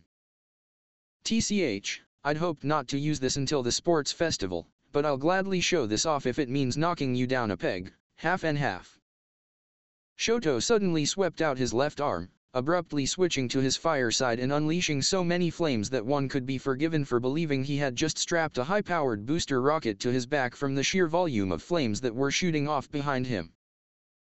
The cooled air, introduced to new, intense heat, began expanding to form a bubble of superheated air. The tip of the twister that Katsuki had formed crashed into the heated bubble, and for a moment, the twister seemed to punch through it as Katsuki set off an explosion from his hand, igniting the collected air and setting off a colossal explosion one might expect from a missile strike. Eat shit and die, half and half bastard. Howitzer impact. Both boys were blasted back by the explosion and lost sight of each other as a mushroom cloud formed, obscuring each other from view. Kyoka had the misfortune of waking up just in time for the explosive blast to rock her incredibly sensitive hearing, sending spikes of pain shooting through her skull as one of her eardrums burst, prompting blood to leak out of the afflicted ear. She curled up into a fetal position, fighting back tears as she whimpered and fisted her jacks, hoping to keep them from picking up trace sounds. Looking around, she felt like she was in a war zone. The air was tinged brown with dust and she could taste the smoke that saturated the air, making it difficult to see. But what she could see wasn't any better. Ice and shattered concrete was all that remained of the streets. Lamp posts had either bent over in the middle or blown clean out of their bases. Vehicles had been crumpled as they'd been thrown away like toys with their windows shattered and paint jobs ruined, and several buildings had even been leveled, reduced to nothing but rubble, and those further out had shattered windows and damaged brickwork. Feeling her heart leap into her chest as she remembered her teammates, Kyoka scrambled to her feet and hurried over to Fumikage, whose eyes were blown wide as Dark Shadow, who was curled protectively around him, crowed as he saw her. "Jiro," Fumikage muttered, and she was grateful that she could still hear in at least one ear. "Tokoyami," she replied, "are you all right?" Dark Shadow let out a pitiful whine as Fumikage narrowed his eyes, his gaze shifting towards her bloody ear. "Aches and pains, but I'm doing better than you. I'm guessing that explosion blew one of your eardrums?" he inquired. She nodded. "Live, that's what recovery girl's for, right? Still, no rock music for a week for me now, huh?" Fumikage nodded, a hint of a smile playing at his beak. "No rock music for a week for you." Mirio only got a warning worth about a second when the wall nearest to him suddenly burst inwards, disintegrating under explosive overpressure and looking like a highly detailed Sakuga sequence in an anime. He blinked as brick, stone, fire, glass, and ice flew towards him. Activating his quirk in an instant, Mirio bid farewell to his clothes as the explosive debris harmlessly passed through him and absolutely shredded his clothes, then shifted so he could retrieve his boxers from where they'd fallen through him and settled underneath his rear. "Well, at least I won't be butt naked. But what the hell caused that explosion?" A smile on his face, Mirio marched through the hole, at least it would have been a hole in the wall if the entire building hadn't been blown away, to investigate. Katsuki jerked awake, eyes darting left and right as he scrambled to his feet, ignoring the way his body protested against the movement. He wasn't concerned with any injuries he might have sustained in his clash with Shoto, but whether he'd beaten the half-and-half bastard. "The hell was I on my back for? I must have blacked out momentarily after the explosion. 'Cause there's no way that asshole could have knocked me out." Getting to his feet and ignoring the sudden spike of pain in his chest, Katsuki thrust his arms out behind him, blasted his way through the smoke and dust, propelling himself forwards until he came across an unconscious Shoto who lay on his back, blood dripping from a cut by his temple. A quiver of excitement shot through the blonde, a dangerous grin making itself present on his face as he stalked over to Shoto and grabbed fistfuls of whatever remained of his hero costume and shook him back and forth. "You see that, half and half, I fucking beat your ass," Katsuki sneered, grinning. "I put you in your place after you spent so long looking down on me. Looking down on me as if I was some kind of extra. Look at you, fucking pathetic." After being knocked off your dash, a hand fell onto his shoulder. "Hey, come on, buddy," a warm, cheery voice said, "that's enough of that." Katsuki let go of Shoto, who flopped to the floor like a dead fish, and swung at the offender who let his fist pass through their face. Mirio didn't even blink as Katsuki's fist passed through his face as if he wasn't even there. "Hey, buddy, what's the problem? From my perspective, it looks like you dash." An explosion blasted through him. "Fuck off, asshole." Katsuki spat, hands smoking from the explosion he set off. He kept his eyes focused on Mirio's chest, noting how his pants had fallen off after his explosion had passed through him without causing injury. "Hey, dude, chill. I don't want to fight you, like, seriously, you don't want to fight me either," Mirio said casually, grinning. A vein throbbed in Katsuki's temple and he saw red. "Who the fuck does this guy think he is? Doesn't want to fight me, huh? He's looking down on me, like I'm some kind of extra." His hands crackled with mini explosions and Mirio's face tightened a fraction, though his smile never left his face. "We're really doing this, huh?" Katsuki roared as he swung, throwing a wild haymaker that Mirio blocked with his forearm. Without another word, the taller and older blonde stepped into his guard and slammed his fist into his stomach. He stopped seeing red. Katsuki's breath left him as he fell to his knees, wheezing and retching as his lunch vacated his stomach. His mouth was bared into a snarl as he glared up at Mirio, who stepped back, still smiling, and retrieved his pants. And then, in a sonic boom that blew away most of the smoke and dust that lingered in the air, All Might appeared so fast that it looked like he simply materialized in place, his sunken eyes glowing with sadness, remorse, and a hint of anger. Young Togata. Mirio straightened like a soldier under watch of an aggressive drill sergeant as Katsuki continued to retch behind him. All Might, I don't know what's going on, Mirio started, but after the building I was in was absolutely leveled, I went exploring to see what had happened. Found this guy shaking the life out of that kid. I tried to stop him but he attacked me. Obviously, he didn't and couldn't hurt me, but when he looked like he wanted a fight, I acted in self-defense after that. Katsuki didn't need to look up to see All Might's disappointed expression. He could feel the emotion rolling off of the man. Young Bakugo, All Might said, his voice firm, can you stand? Katsuki hissed as he forced himself to his feet, unable to stop his hand from flying up to clutch at his chest as pain jolted his body. I think you may have broken a rib. Come, let's take you to be healed up by Recovery Girl. I don't need the help of that old hag, do I look like shitty Deku to you? Katsuki snapped, fighting to keep the pain off of his face. Mirio's eyes narrowed slightly. Dude, come on, you're clearly injured. Put your pride aside or you'll just make it worse. I'm not fucking going. Katsuki insisted. All Might chuckled as if he found the whole thing amusing, but it just upset the fiery blonde even more. The stubbornness of the youth. Okay, we'll go to the observation room to, discuss the events of this match and then you'll go and see Recovery Girl. Katsuki let out an angry huff. Fine. Mirio suddenly brightened as he remembered something. Oh yeah, these matches are 1 against 4, right? What about the other 3 students? We're right here. They all turned to see Rakido approaching them, Fumikage and Kyoka held in a protective bear hug in each arm. All Might's sunken eyes immediately zeroed in on the blood that was dripping from Kyoka's ear, and in a sudden burst of speed, he appeared before them and gently prized her from Rakido's hold. Young Jiro, he said, voice incredibly soft, are you alright? She nodded slowly, could be better. That explosion blew out one of my eardrums. All Might nodded, then looked at her teammates, young Sato, young Tokoyami. Are you both well? Rakido nodded with a grin and Fumikage just crossed his arms and hummed in the affirmative. Satisfied that they all appeared to be healthy and fit, Kyoka's burst eardrum notwithstanding, All Might made his way over to the unconscious Shoto Todoroki and gently gripped his shoulder as the boy began to shift and stir. Young Todo dash. All Might grunted, recoiling as Shoto jerked awake and swung his left arm in a panicked manner, sending a burst of flames racing towards his face. Allowing the flames to wash over him, the number 1 hero waited for the boy to calm himself down as the flames were abruptly extinguished. Still smiling, he watched as Shoto looked up at him with a mix of anger and regret. And then his eyes seemed to zero in on Katsuki. Shoto launched himself into a seated position, body steaming as he used his eyes to cool himself down. You dash. The match is over, young Todoroki, All Might cut in as Katsuki tensed, almost ready for another fight. There's no need to continue fighting. But he dash. We heard and saw.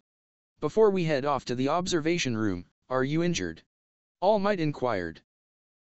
Shoto shook his head, taking several deep breaths to calm himself, lest he lash out again. I'm fine. Just please, don't tell him. All Might nodded, worry not, young Todoroki.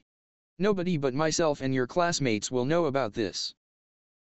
All of Class 1A, including those who had been injured in their fights and were being treated by Recovery Girl, were present in the observation room.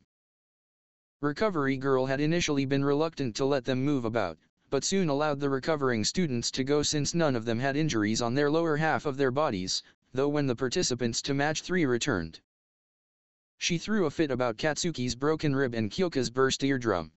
Itachi and Mirio had shared a high five upon seeing each other. Itachi had also apologized to Mashirao after he turned up with both of his arms wrapped up in medical slings, though the latter was easily forgiving and held no grudges. And Katsuki couldn't bring himself to look at the rest of the class when he felt their judging gazes fall upon him. TCH, the hell do I care about the opinions of a bunch of extras?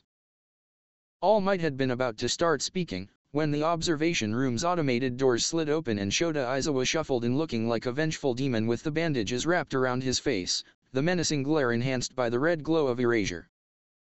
His gravity-defying hair and capture weapon which floated around him as he directed it to lash out and ensnare Katsuki.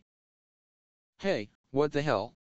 Katsuki grunted, struggling against the capture weapon and glaring back as he was dragged over until he was face to face with his homeroom teacher.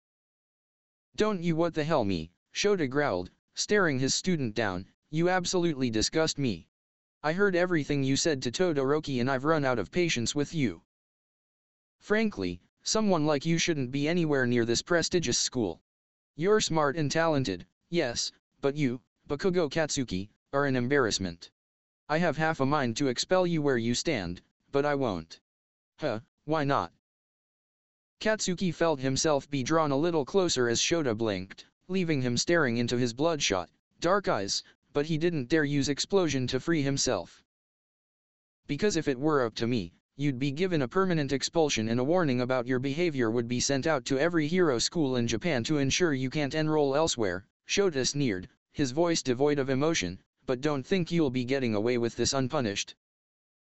Therefore, I want your class representatives to decide on your punishment.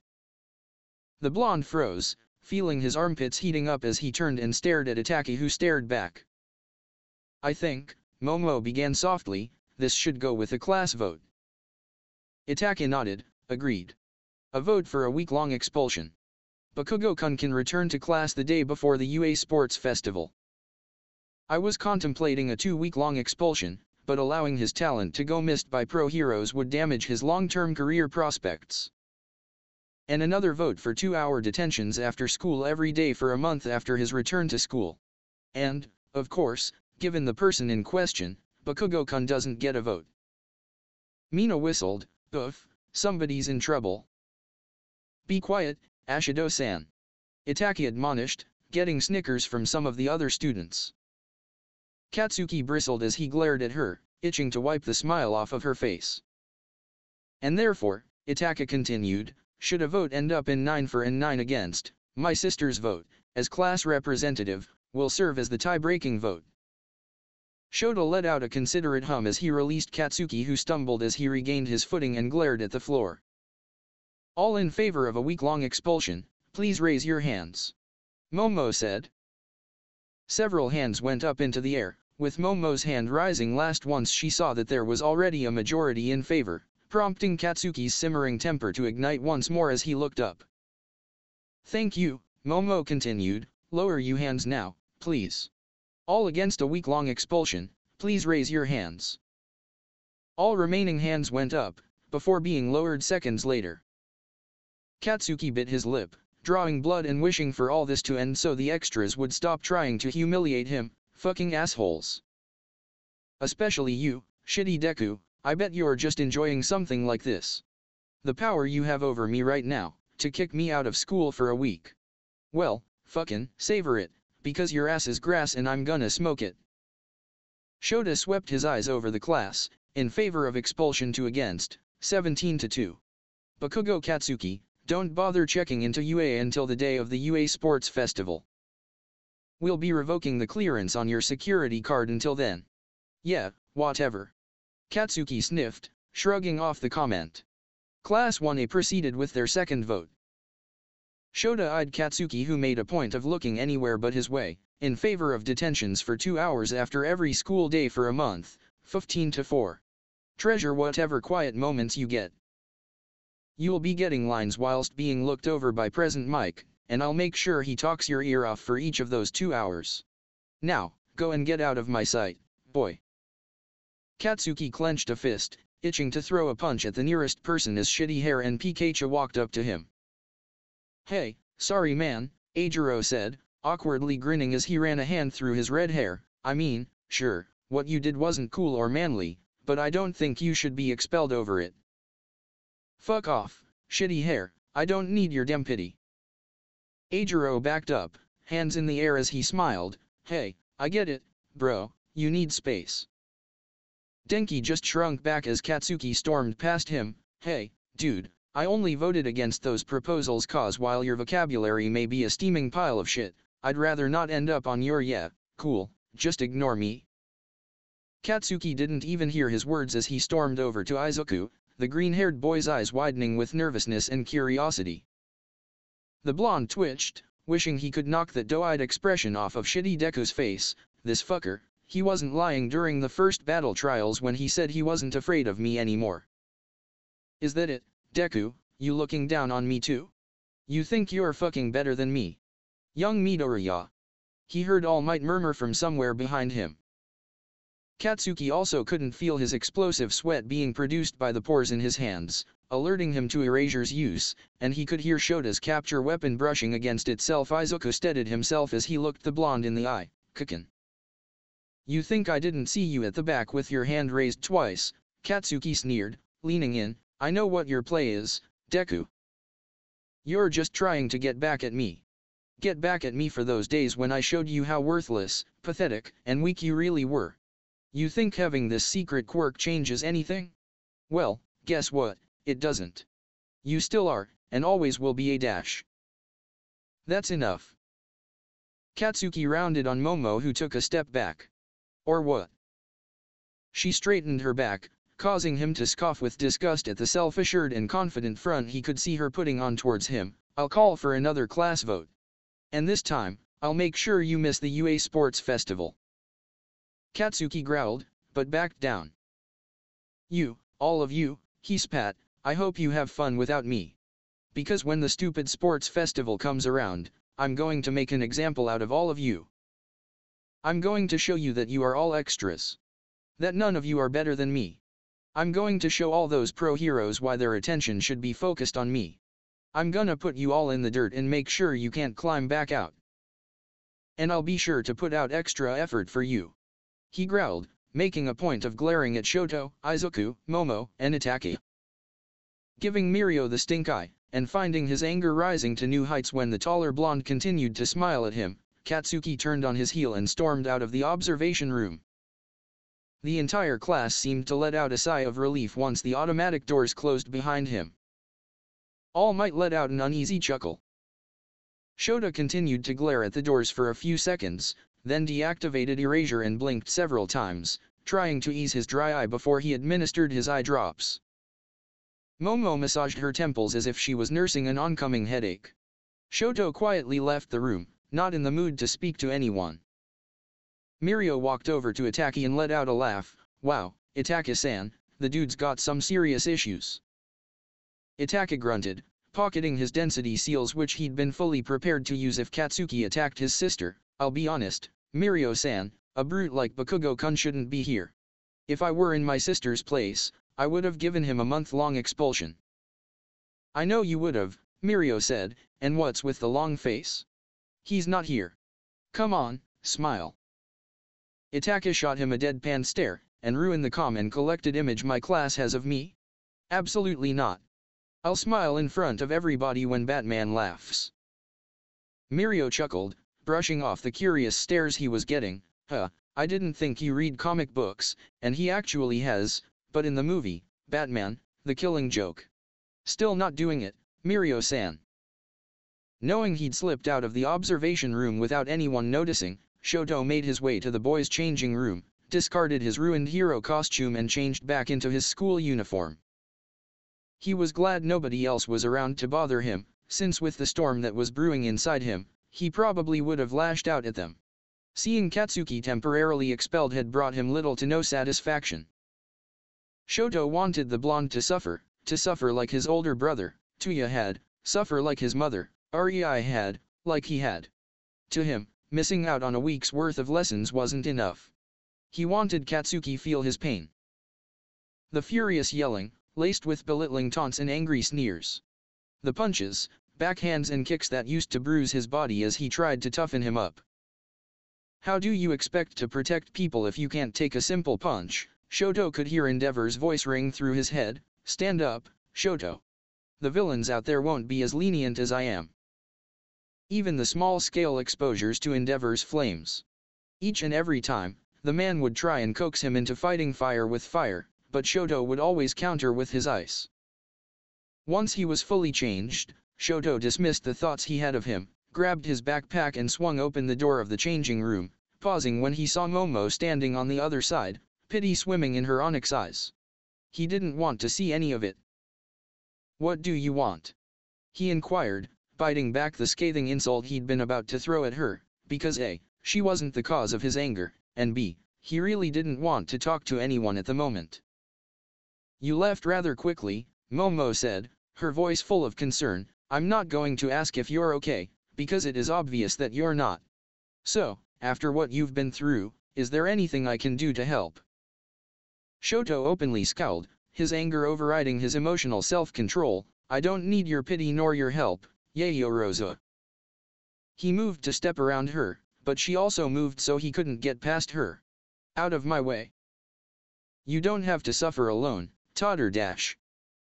"I said move, Yaoyorozu," Shoto snapped, cursing his current state as his temper began to boil. "I won't tell you again."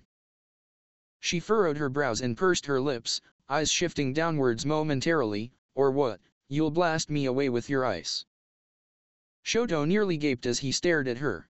He was about to ask how she could think so lowly of him, but then he noticed the ring of ice he stood in and the slight buildup of frost and ice along his right arm. He assumed he'd subconsciously began using his ice as his anger rose.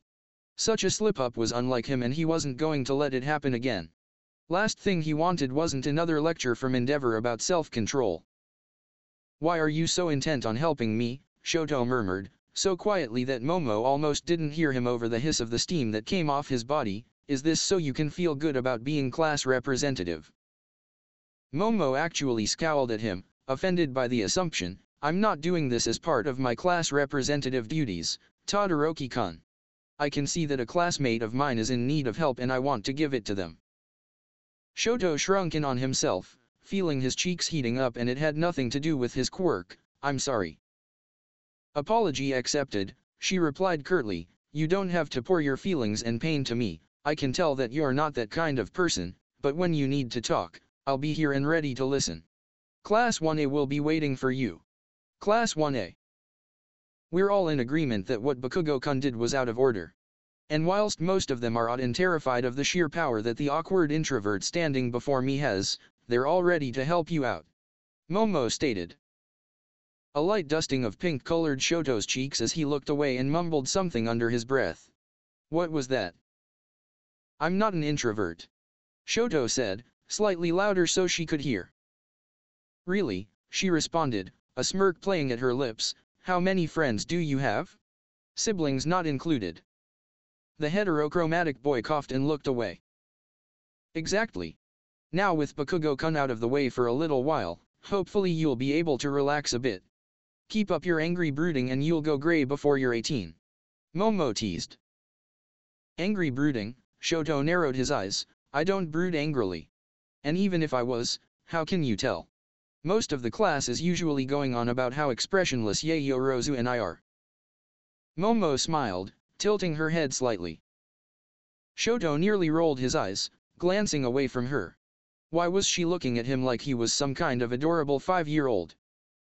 "What? You're not quite as expressionless as you think," Momo started, startling Shoto. "With my brother, his indifferent front is unreadable. If he doesn't want you to know what he's thinking, you won't.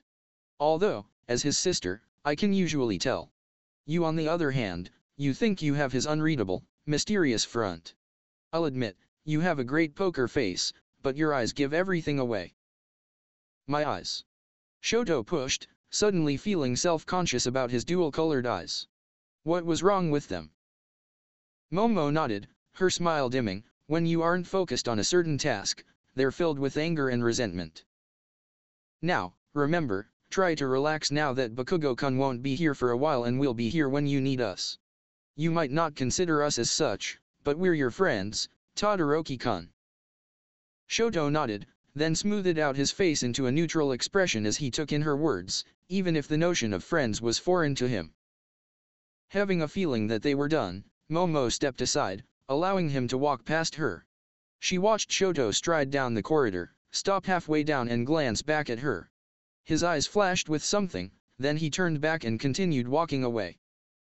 Knowing her older brother and his way of having an unspoken conversation, Momo knew Shoto had pretty much told her thank you. She smiled behind a hand, "You're welcome." "Kukin, hold on." The blonde raised his eyes skywards as he passed UA security gate, cursing the unforgiving existence that was the stupid fucking nerd, who didn't know when to quit or leave him alone. What did the moron want now? Was being part of the vote that got him expelled not humiliating enough? How could he possibly embarrass him further? Shouldering his bag, Katsuki lowered his eyes and turned around, fixing a scarlet glare upon Izuku, whose pace slowed from a run to a light jog. He didn't stop entirely until he was no more than a few feet away. Telling Deku to back off was pointless, the shitty nerd would keep invading his personal space no matter what he said. "The fuck do you want, Deku? Come to gloat?" he sneered. "No," Izuku replied, no trace of fidgeting or stuttering to be seen. "I wanted to tell you why I cast my vote to expel you, even though I really didn't want to." "Oh, yeah, this'll be good. Hurry the fuck up and spit it out," Katsuki glowered, taking satisfaction in Izuku flinching slightly as a small explosion leapt from his hand. "I'm not standing here for my health. Alright." Izuku clenched a fist, and for a moment, Katsuki thought Deku was going to take a swing at him, but then the green-haired eyesore looked him in the eye. "Recovery girls' medical rooms had speakers allowing us to listen into the rest of the fights. When it finally came around to you, I thought you were just going to trash-talk the other team. I didn't expect you to go after Todoroki-kun. Huh. When we both got into this school, I hoped it would have been a good influence on you. But it seems like the opposite. You've gotten angrier and more volatile since I threw that ball further than you and Todoroki-kun's display of strength in the first battle trials. But, I don't know what could have driven you to hurt him like that. I just want to know, why did you say what you said? Why did you bring up memories that Todoroki-kun clearly didn't want to recall?" Izuku questioned. Katsuki snorted, unable to believe the questions being asked of him. Then a low chuckle slipped past his lips. Izuku promptly frowned at him. "Kukin? This is serious, this isn't funny. Why are you laughing? Gods above, surely shitty Deku can't be this stupid." Katsuki stopped his laughter, but a malicious smirk continued to play at his lips as Izuku stared at him with a mixture of confusion and frustration. "Fuck me sideways, you really don't get it, do you?" Izuku frowned. "Get what, Kukin?" "You know what my goal is, right, Deku?" Katsuki inquired, unable to believe he was having to hold Izuku's hand for this. How could the stupid nerd figure it out by himself? Why yeah, Izuku swallowed, to become Japan's greatest #1 hero. To become a hero more powerful and popular than the likes of All Might. I know that, but I still don't get it. Why push Todoroki-kun until using his other half? Because, you stupid fucking nerd, Katsuki spoke slowly, as if he was trying to explain something complicated to a primary school student. How are people supposed to take me, Japan's #1 hero, seriously if they found out that everyone I fought was fighting by handicapping themselves by 50%? Nobody would take a top hero like that seriously. They'd be seen as a joke. Everyone would think their fights are staged. Izuku blanched. Whoa, this kid is a dick. I know I told Toshinori to face his problems with a smile, and his successor is far too nice to consider doing so, but I would have decked this brat already. Let me at him. I wanna push Black Whip through this kid and give the other one a lesson. Now, Banjo-kun, Hag Oromo chided, though he was equally disappointed by what he was hearing. Midoriya-kun has barely gotten a hang of 5% of One for All. Who knows what forcefully unlocking your quirk for him to access might do to him. TCH, you're right. Can't believe what I'm hearing though. You did that just so you could fight Todoroki-kun at his full power?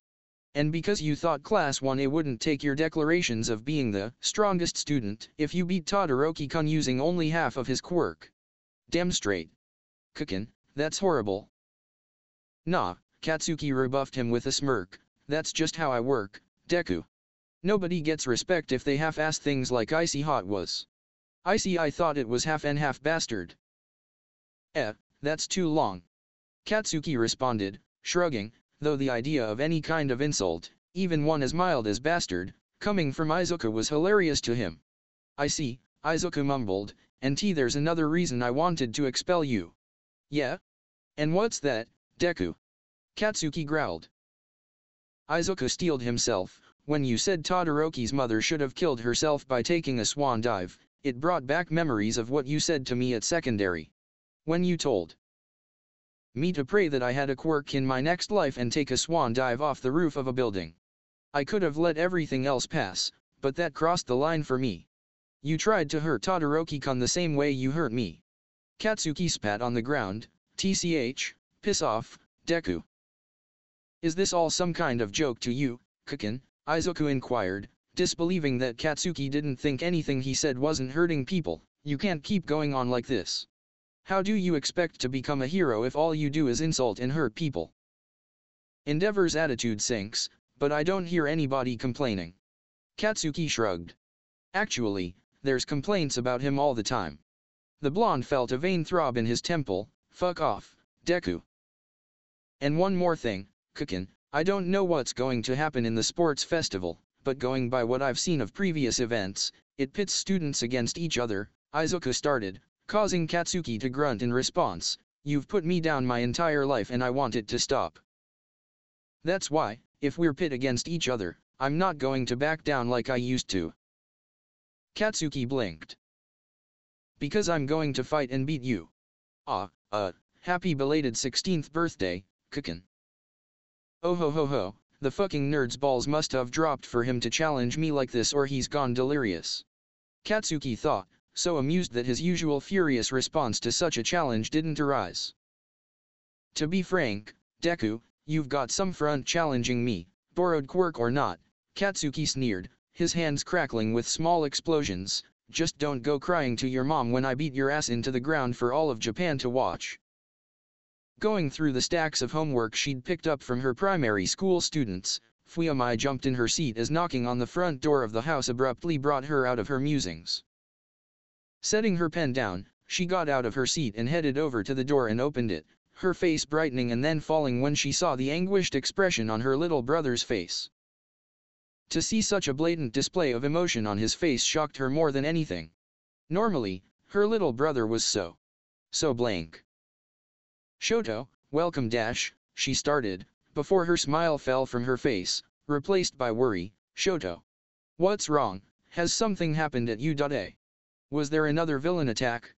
Did one of your classmates get ? The heterochromatic boy couldn't seem to keep still, shifting his feet every few seconds. I need to is Endeavor here?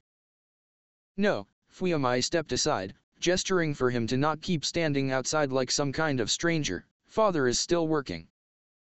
It's just gone 6, so he probably won't be home for another couple of hours. Why, what's so important that you don't want him here? Surely, if something drastic has happened at school, he should I used it.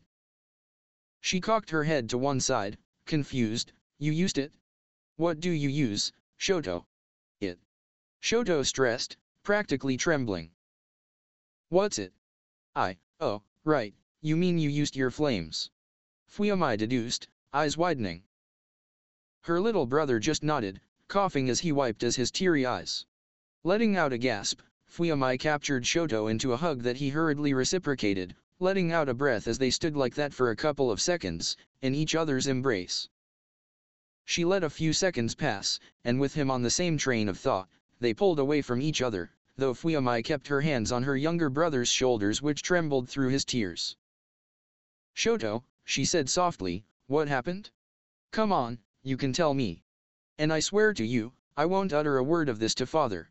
Not without your direct permission, of course. Shoto nodded, rolling his shoulders and taking a deep breath to calm himself. We had a lesson, another battle trials session, where one student who was the designated hero took on 4 other students acting as villains. The hero was meant to rescue a hostage. The match started and in short order, the student playing the hero, Bakugo Katsuki, dismantled my team in short order. It was just me and him. Okay, go on. Hold on, Shoto mumbled, holding his breath to stave off the hiccups that were plaguing him for a moment. Could you get me a glass of water, please? Of course.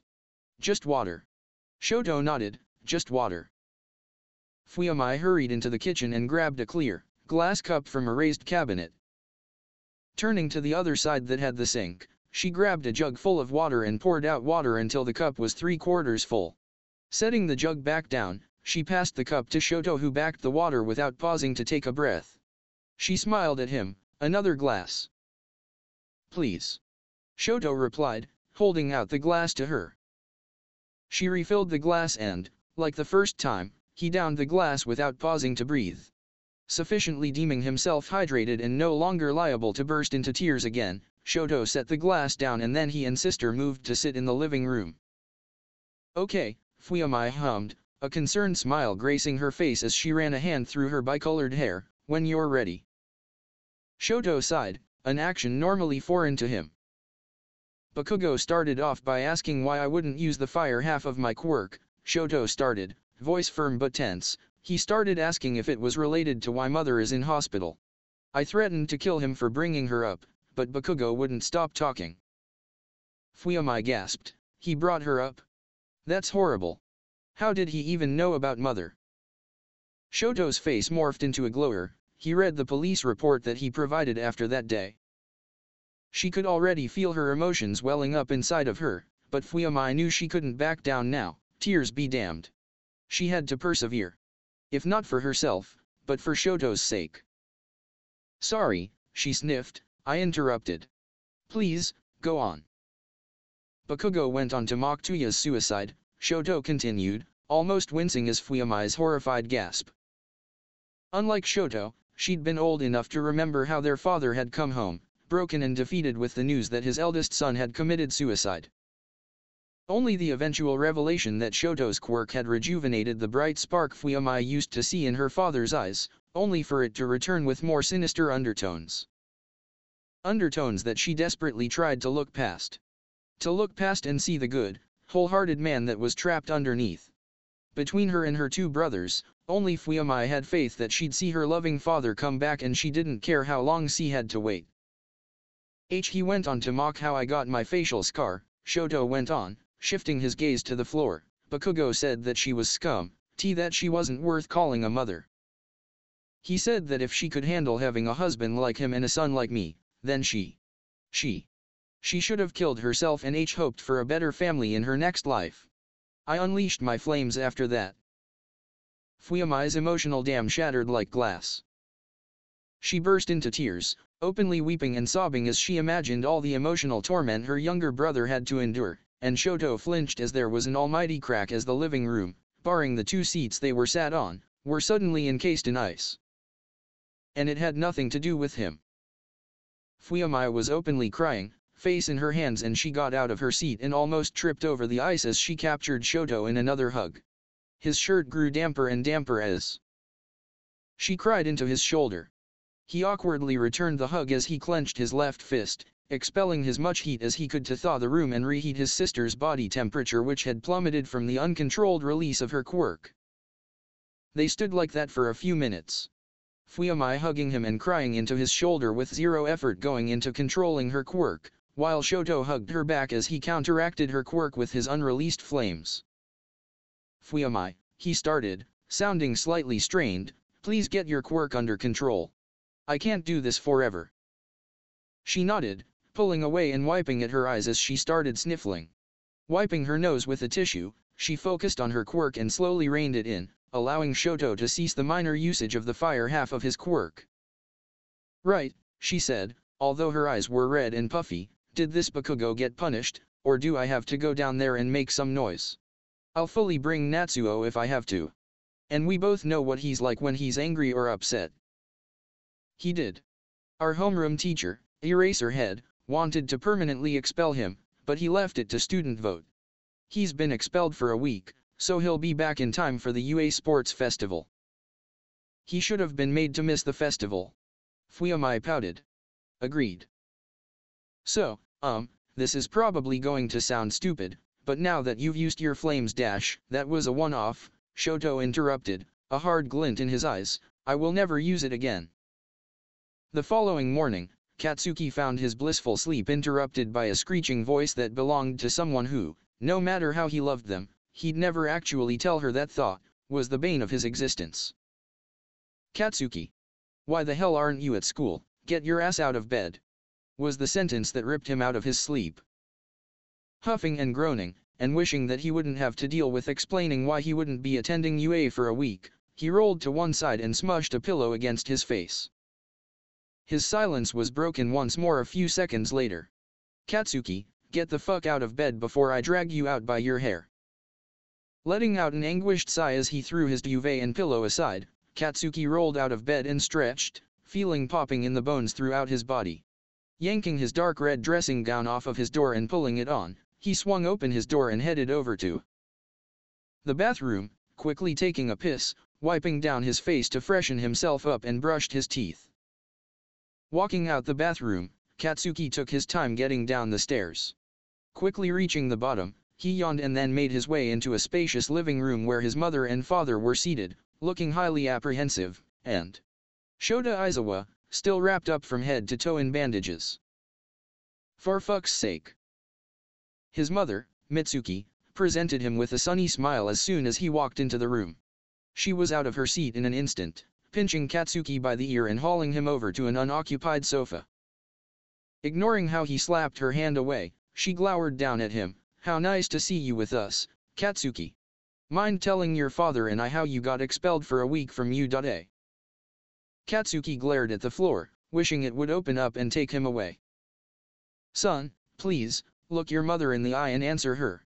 His father, Masaru, told him, his voice soft. His son continued to try and burn holes into the floor with his eyes.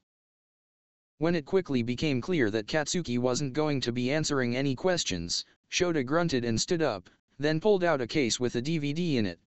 He fixed his piercing stare upon his student for a second, then looked at Masaru and cleared his throat. Excuse me, sir, since it is quite clear that your son doesn't want to answer your wife's questions, may I use your DVD player? Shota inquired, removing the DVD from the case. Masaru got out of his chair. Of course, Mr. Eraserhead. Shota supplied.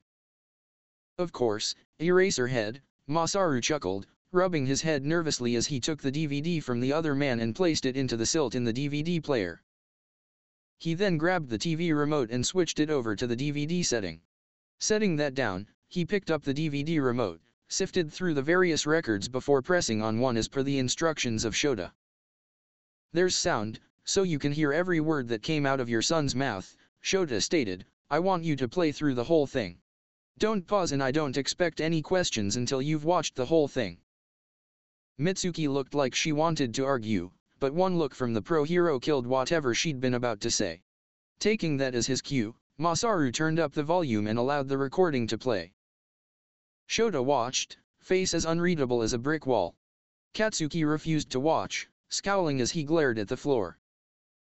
Mitsuki beamed with pride as she watched her son steamrolled most of his opposition, then as the video progressed to the one-on-one with the boy who was ice, her pride disintegrated as her face became as stormy as a thundercloud. Masaru blinked once, twice, before dropping his head into his hands, letting out a soft sigh. The video ended.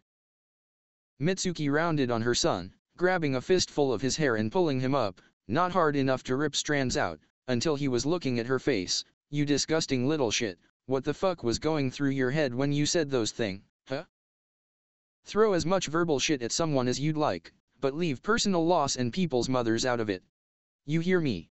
A mute nod. Oh, she snapped, what was that? I didn't quite hear you. I hear you. Without the attitude and not through gritted teeth, young man. I hear you. Katsuki repeated, forcing himself to relax and unclench his teeth. Better. Masaru, don't just sit there in silence, say something. Shota saw where his student got his whole explosive personality from. He watched as the brunette sighed, his face seeming to age with the simple action. My son. With you getting into UA, I can't say that I couldn't see something like this happening. The man started. Mitsuki let go of her son's hair and turned to her husband, confusion etched all over her face. Katsuki couldn't bring himself to say anything as he looked at his father. Shota grunted. You used to be this nice, kind boy, especially when you were friends with Inko's boy, Midoriya Izuku. Masaru began his explanation, and then you just suddenly switched. For the next decade, it seemed like Midoriya just fell out of your life. Any good mention of him turned into shitty deca this and shitty deca that. You've always had a competitive streak, something you inherited from your mother, but you were never cruel and prejudiced. I don't know what changed. Mitsuki seemed to pale.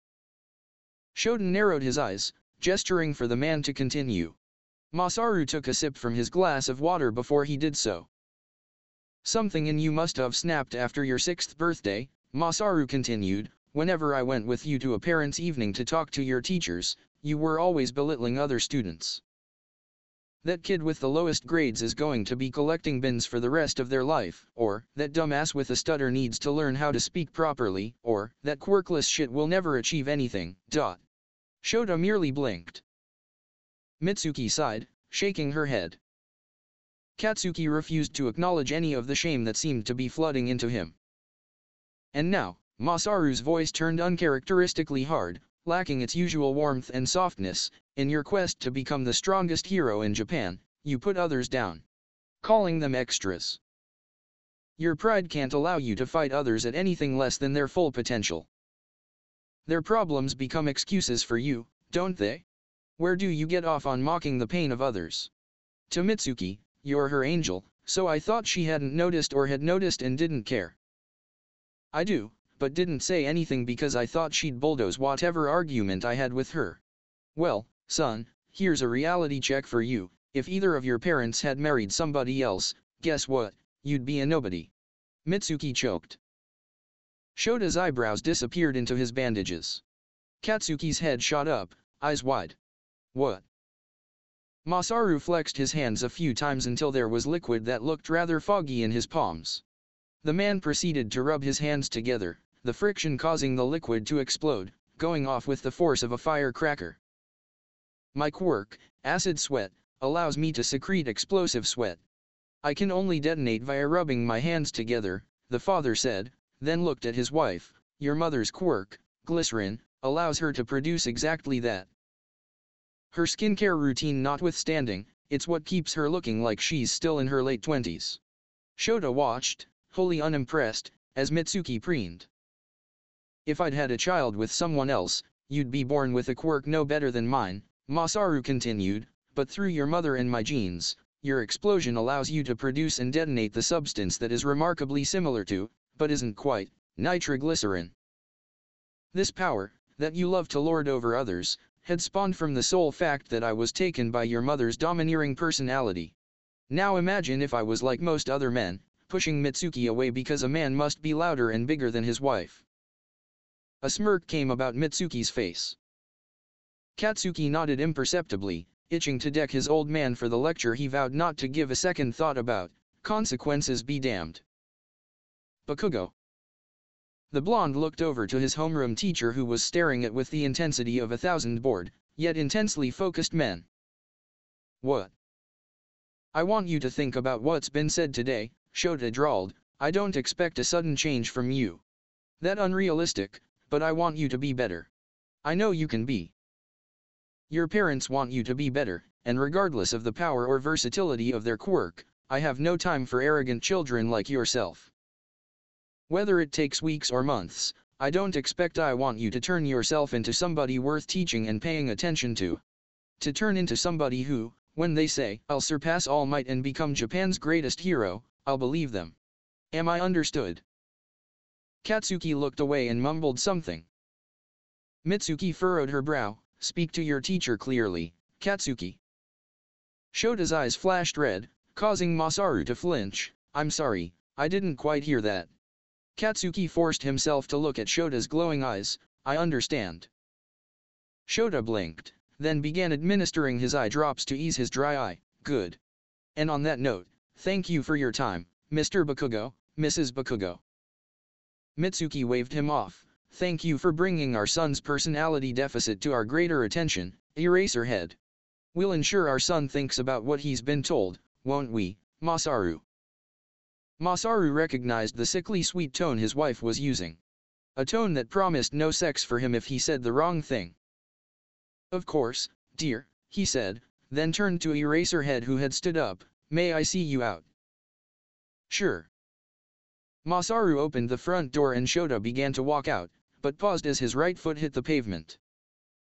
One more thing, Bakugo, Shota said without turning around, prompting his student to come over and look at his back. If you haven't changed at all by the time your first year has ended, don't expect to come back for your second year at UA.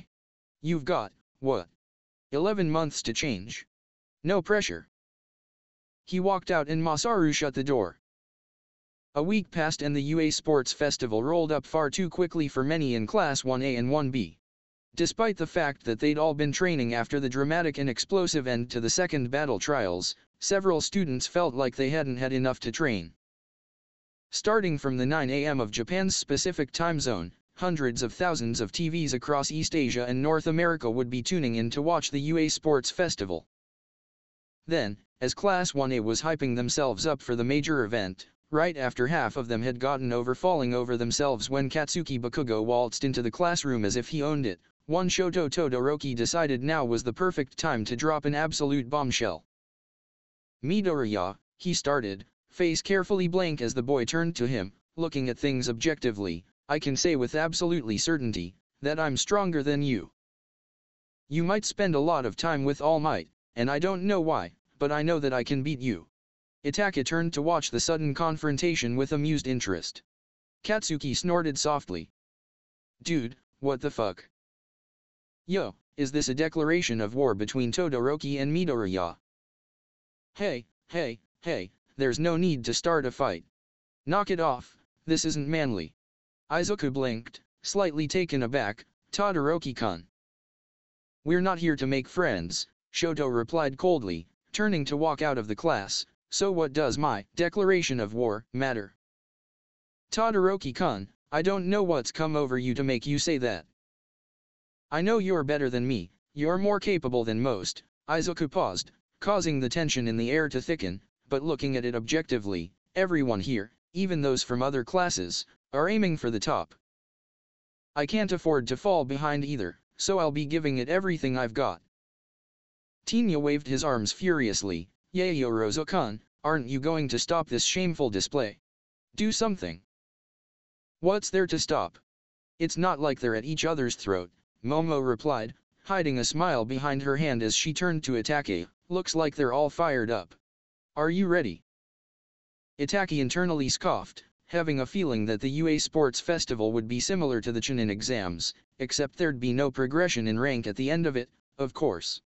Are you ready as I'll ever be? Itachi then looked over and shared a nod with Masaru who wore a determined expression. Time to display the results of their training and give Japan, and the entire world by extension, a show that they'd never forget. Come the beginning of May, thousands of people had gathered in the stadium where the sports festival would be taking place, everyone buzzing with excitement as they observed the dozens upon dozens of students who were gathered in the center. The majority of the attention was focused on Class 1A, the group of 20 who had been subjected to a villain attack barely a month into their first school year. Journalists from media corporations around the world had descended upon Japan, all eager to get coverage of the event. Several journalists were gathered around UA High School, interviewing second and third year students about what they thought about the events and had even set up camp right outside the security gate, whilst the rest had surrounded the sports festival stadium.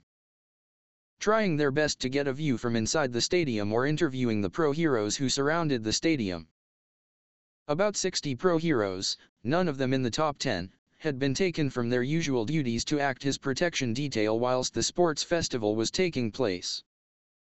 2 of the top 10 were present, All Might and Endeavor. However, the former had hidden himself amongst the crowd as a really skinny, blonde man, and the latter was only there because he wanted to watch his youngest perform. Eraserhead and Present Mike were sitting up in the observation box, the former staring impassively at everything through his bandages. He was fully recovered at this point, but couldn't be bothered to take them off, as present Mike chewed the scenery and delivered bucket loads of ham in order to hype up an already excited crowd. And then midnight took over. Several students were put off by the woman who snapped at them to be quiet as she cracked her whip, dressed like somebody who had just walked out of a BDSM sex dungeon. Now, delivering the student pledge, Yayorozu Momo of Class 1A.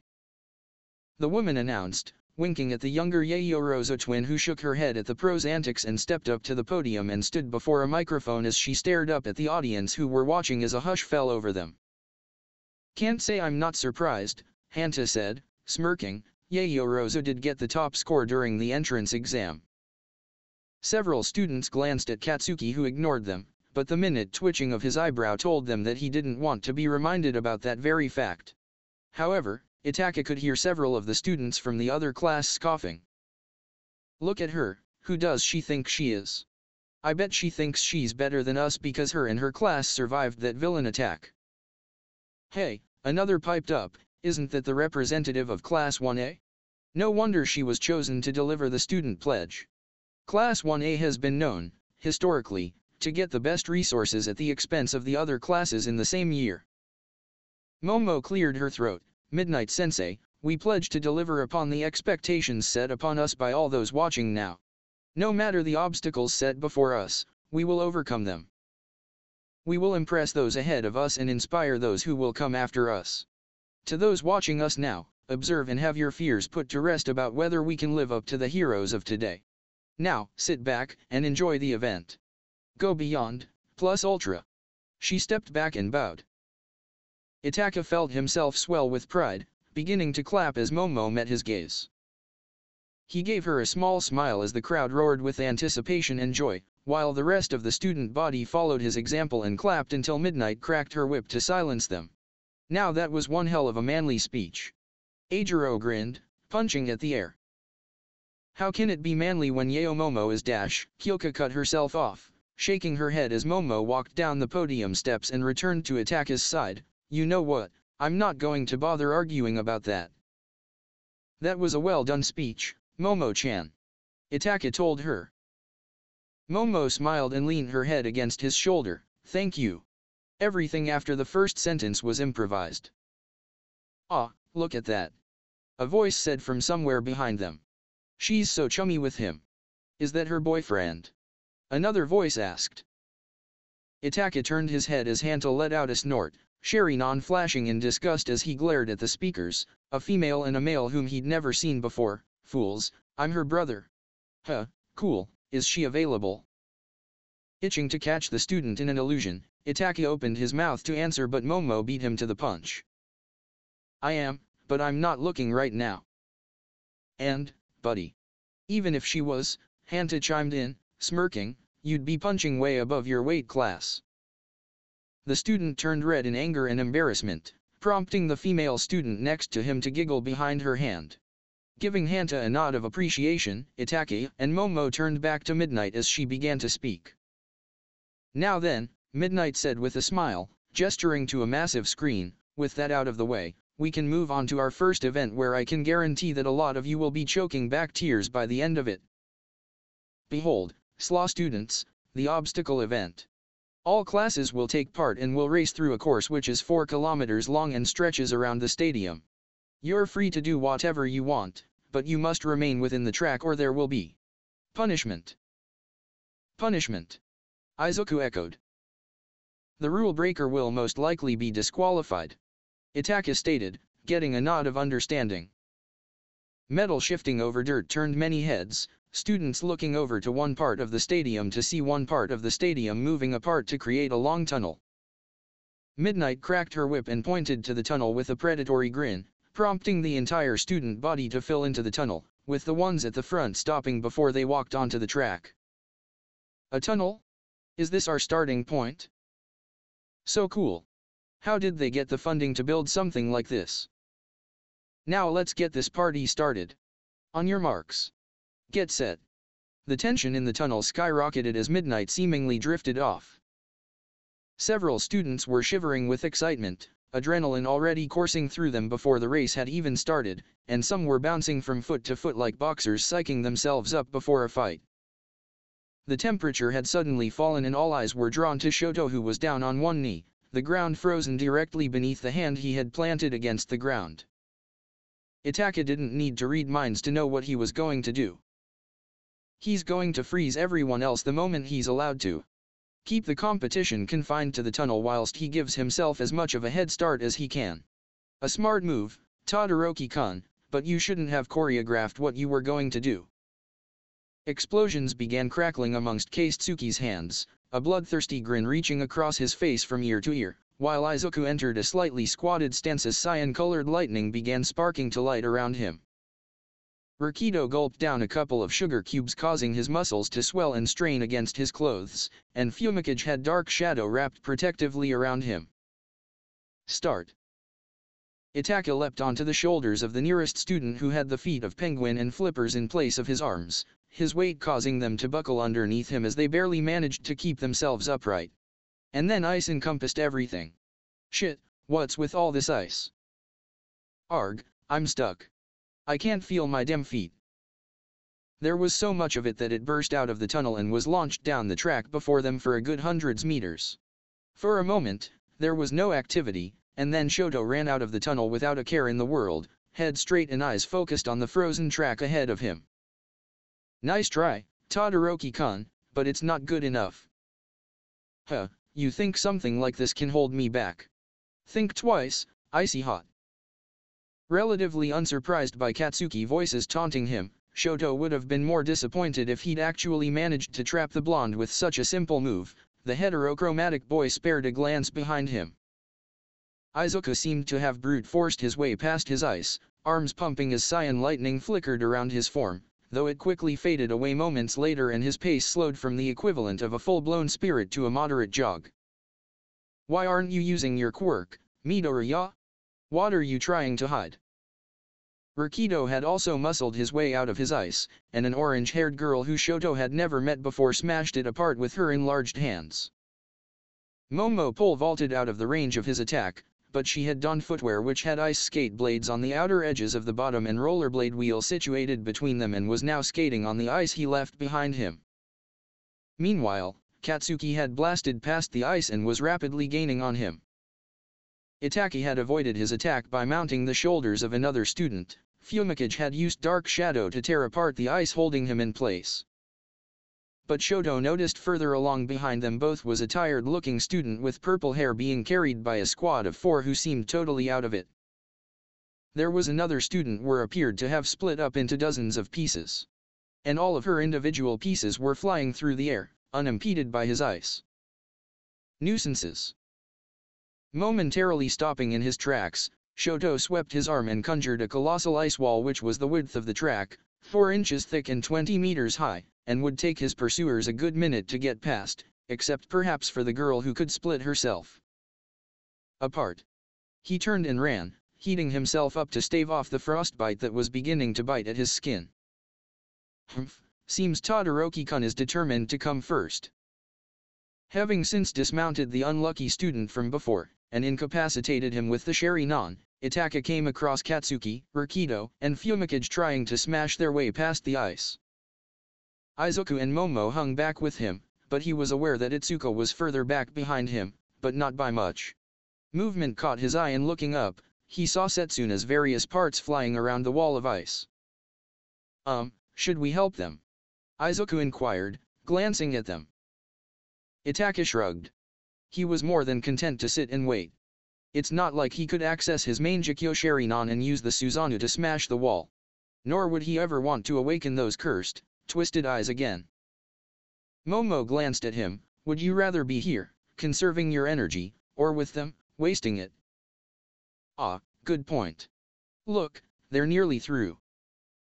True to his word, Katsuki had blasted a hole large enough to fit his head through the ice, while Rakido's arm smashed clean through another part. Another strike or two from the both of them and they'd make holes large enough to fit a grown man through. Barely a moment later, an orange and blue figure shot overhead in a arcing trajectory and smashed through the wall with a enlarged fist. Present Mick's excited voice blasted through speakers as Itsuka hit the ground running, with the sudden destruction of the ice wall causing Rakido, mid-punch, to overreach, stumble, and fall on his face. Thanks, Tetsu-kun.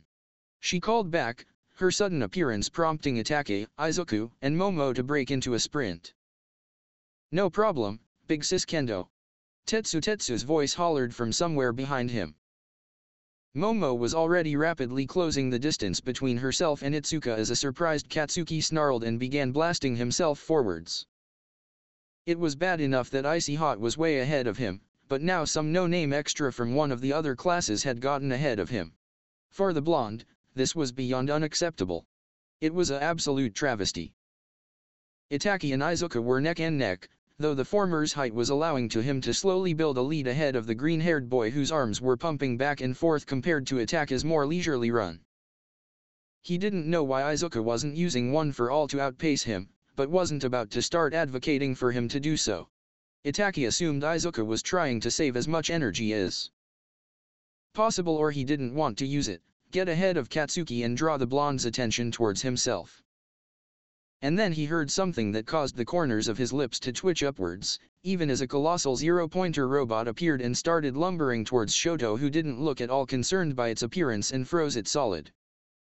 "Get back here, Carrot Top!" Katsuki screamed, explosions bursting from his hands as Itsuka glanced back at him in annoyance. Itachi almost felt sorry for the death warrant Class 1A's explosive nutjob had just given himself. The last time someone had called her a Carrot Top was during the finale of a mixed martial arts tournament, and she absolutely decimated them as a result. He watched as Katsuki thrust his hand out at Itsuka, who leapt aside. Her hair flying around her face from the close-range blast in such a way that Itachi thought was endearing to his eyes. He didn't know where that train of thought came from and quickly quashed it down and promptly backhanded him into the nearest wall with her enlarged hand. The stunned expression on his face was glorious to watch in HD and slow motion, so much so that Itachi softly chuckled. "Oh, did you see that, everyone? Bakugo Katsuki just got slapped down by Kendo Itsuka of Class 1B. "There's no need to scream like that," Shoto's voice grumbled, "I'm sure everyone saw it." The robot Shoto fell apart as it collapsed onto the track, kicking up a massive cloud of dust, garnering another round of dramatic commentary by Present Mike about how harsh, cool, and smart he was for blockading the rest of the students behind a field of twisted metal. Meanwhile, Minoru was bouncing from spot to spot with Pop-Off, avoiding the ice entirely, until he was suddenly blindsided by a robot which knocked him aside with a fist as big as he was. Izuka called out to him in concern as he bounced off the floor like a football, but then quickly adopted a fighting stance of sorts as more and more robots began to pour through hidden doors which opened up along the track. Multiple targets detected. The robots droned, optics flashing as they began to advance towards the students. Momo ran a hand through her hair as just about every student who had broken free of Shoto's ice attack gazed at the robots, especially the second zero-pointer which had appeared through the cloud of dust kicked up by the destruction of the first zero-pointer and shook the ground as it approached. Goodness, UA doesn't hold back on spending their government-appropriated funds, do they? Would you expect anything less from such a prodigious school? Itachi replied, crimson eyes shifting from robot to robot, searching for weak spots, and then he quickly broke out into a sprint, avoiding the metallic arms and legs which tried to strike him down. Making it past with barely a scrape, he ran between the massive gap between the zero-pointer's feet, the behemoth being too slow and cumbersome to block him. The students he left behind started using their quirks, with Izuku being the sole exception as a line of 1- and 2-pointer robots formed a wall of metal to block them in. Momo created a grenade launcher and blew apart several robots, while Itsuka ran straight up to a 1-pointer, and with her enlarged fists, punched several of its legs off, causing it to collapse, then drove her fists into its head. The metal crunched under her fists and the glowing optics dimmed. Eijiro and Tetsu punched their way through several robots, noticed the similarities between their quirks and started arguing with each other, even going as far as to bare razor-sharp teeth and butt heads together until a 2-pointer interrupted their scuffle and was quickly reduced to a twitching, dented, and sparking heap of scrap metal. Katsuki groaned as he regained consciousness, spurred by the screeching of metal and sounds of quirks going off. Ignoring the way his body ached in response to his movement, his eyes snapped onto the students using their quirks against robots, and the last thing he remembered was, "That fucking bitch. I'll kill that stupid extra." Katsuki heaved himself to his feet and pushed himself away from the wall, his raging heartbeat the loudest thing he was hearing in the moment. He was behind all those moronic extras and it was all that orange fucking tart's fault. A scream ripped its way out of his mouth as he stuck out his arms behind and fired off a series of explosions, propelling himself forwards like the world's angriest missile. He blasted himself past several students before coming across the zero-pointer. Glaring up at it in challenge, but knowing the gap in distance between himself and Icy Hot would grow exponentially if he wasted time trying to take it down, Katsuki launched himself into the air, alternating between firing off explosions from each hand until he could push himself over the zero-pointer's head, and as he fell towards the ground, wind rushing through his hair, he took note of bird face and weird elbows following behind him. Down below and growing in size as he approached the ground were, Katsuki squinted as his eyes watered from the air buffeting his face, Tired Eyes who was being carried by 4 extras, Shitty Hair who was arguing with an extra made out of metal, Shitty Deku, who was holding onto a piece of metal, Ponytail Bitch and Carrot Top, but further ahead of them was Trench Face. Even further in front of him was Icy Hot who was being harassed by a bunch of fist-sized parts of what he guessed was once another extra as he used his ice to cross a giant chasm filled with rocky towers. For fuck's sake, I'm so far behind. Katsuki raged, a vein throbbing in his temple, setting off explosions in a manner that left him falling towards Carrot Top. Katsuki twisted in midair once he was close enough and drop-kicked her, having not expected the sudden attack. With Momo's cry of warning coming just a moment too late, Itsuka didn't get a chance to defend herself and they both went sprawling into the dirt. The moment he came to a stop, without even properly seeing where he was aiming, Katsuki blind fired another explosion, getting a cry of pain in response. He quickly got to his feet and blasted through the shield Ponytail Bitch had hastily created to try and defend herself, and without looking to see whether he'd knocked her unconscious or not, Katsuki screamed for Shitty Deku to get out of my way or I'll kill you, as he launched himself straight past the green-haired boy before blasting himself towards Itachi who didn't even glance back at him. And with a couple of slick moves, Bakugo Katsuki makes short work of Kendo Itsuka and Yaoyorozu Momo. What an unexpected development. And now he's gaining on Yaoyorozu Itachi. Will he get into 3rd place? It was actually a trio of slick moves, Shota's voice replied, deadpan, the initial dropkick, followed by the 2 explosions. And I'd expect him to get past Yaoyorozu. Skill with the Sharingan notwithstanding, I don't expect the boy to be much of a barrier for Bakugo to get past. Explosions still bursting out his hands, Katsuki rapidly closed the gap between himself and Itachi, who briefly glanced back at him, and once he was close enough, thrust out one of his hands, intent by blowing the elder Yaoyorozu twin to the ground. Much to his surprise, Itachi leapt aside without even looking back at him, the explosions ruffling his hair and clothes as he pivoted on one foot and brought up the other leg so it was in Katsuki's path. The blonde's momentum carried him forwards and Katsuki's eyes bugged out as he clotheslined himself on Itachi's leg, the knee bending immediately after impact and digging painfully into his throat. Choking as his body continued forwards, Katsuki found himself flipping over and landing on his back. Itachi lowered his leg, glancing down at Katsuki. He wondered if his classmate actually enjoyed confrontation. Given the next stage of the course was right in front of them, and Shoto had pretty much cleared T already, he would have thought the blonde's mindset would have seen him chose to get straight onto clearing the obstacle rather than try and engage in a fight with him. Seems I mistakenly thought, come first in absolutely everything would be prioritized over eliminate the competition. Without sparing Katsuki a second thought, Itachi turned to the tense ropes that extended along the start of the chasm to the various stone structures. Recalling elements of the shinobi training, Itachi dashed across the ropes with care and without a hint of unsteadiness.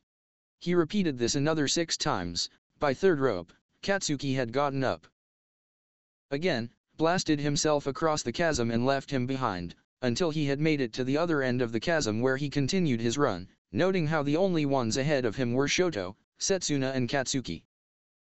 A pink explosion suddenly erupted into being ahead of him. He saw the trio flat on their backs and ahead of them lay a minefield with darker and lighter patches of dirt. Itachi walked towards Setsuna who looked stunned, like someone had smacked her in the face with a wet towel. "What's the problem, Itachi asked, prompting her to sit up. I saw you use your quirk to get past the robots and the chasm. Why aren't you using it now, Tokage-san?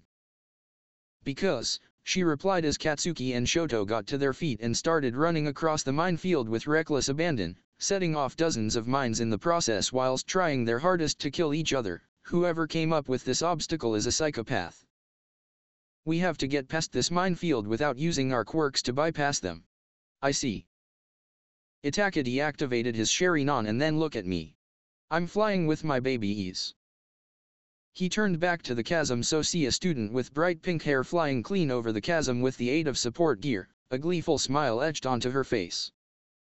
Following right behind her was Tinya, who wobbled precariously as he sped along the ropes, Tsuyu, who was rapidly crawling across, Okako, who made herself weightless as she jumped from spire to spire, and Momo, who simply ziplined across. Well, you can stay down there if you'd like, but I'm going ahead. I may be able to take advantage of Bakugo-kun and Todoroki-kun focusing on each other.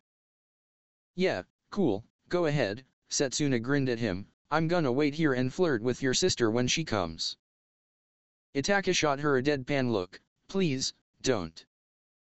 Without waiting for her to respond, Itachi gave chase to Shoto and Katsuki, who kept switching between first and second place as the latter kept attacking the former, who was trying his hardest to ignore him. Following in Katsuki's footsteps, and thus gaining a path that had already been cleared through the detonation of mines, he quickly caught up to them and soon ran past them. The very next step he took, Itachi felt the ground underneath his foot shift, followed by an ominous click. He threw himself forwards and the exploding mine launched him into the air.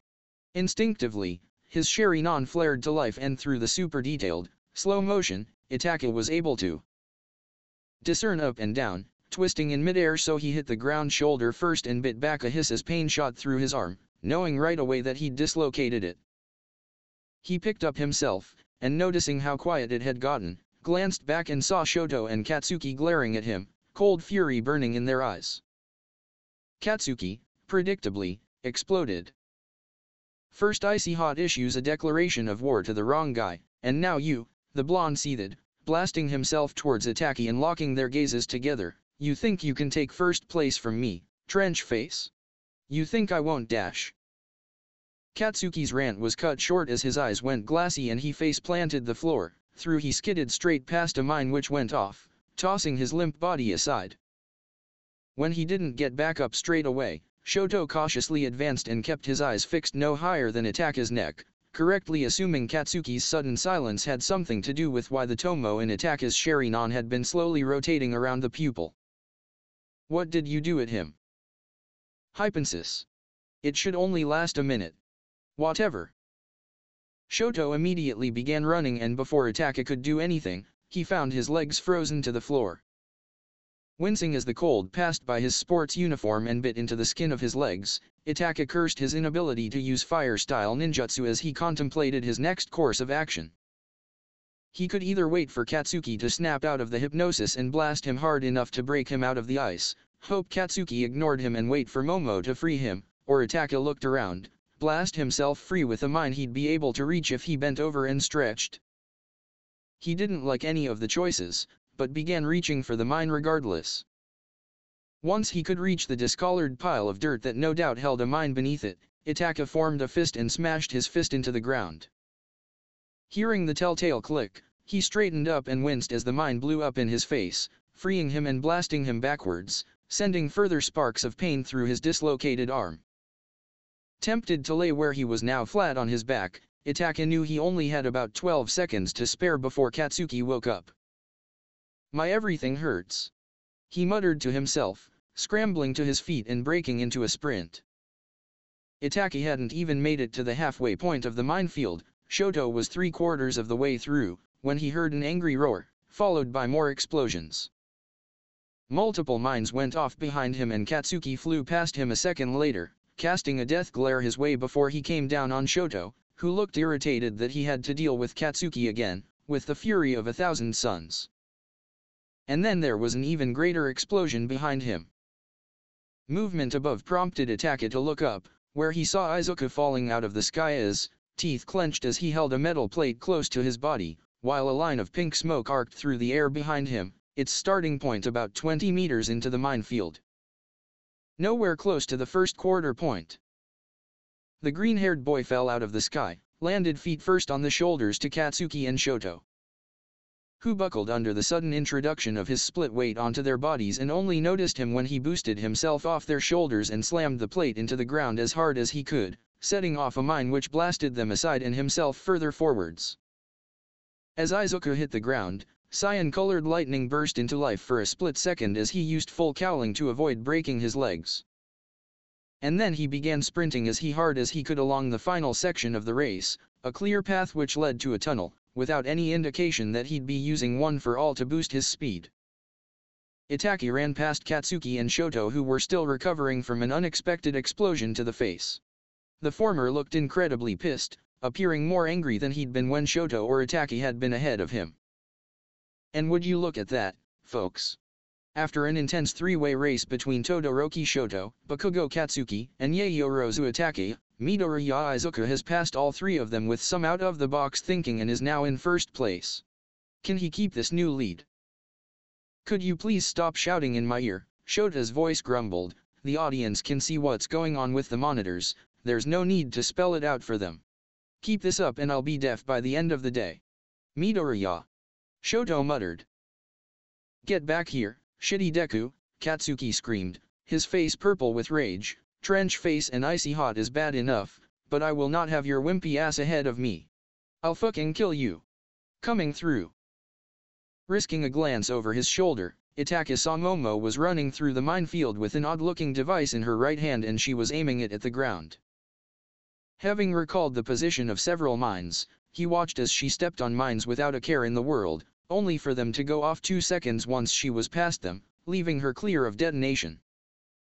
And without needing to worry about setting off any mines, she was rapidly gaining on them.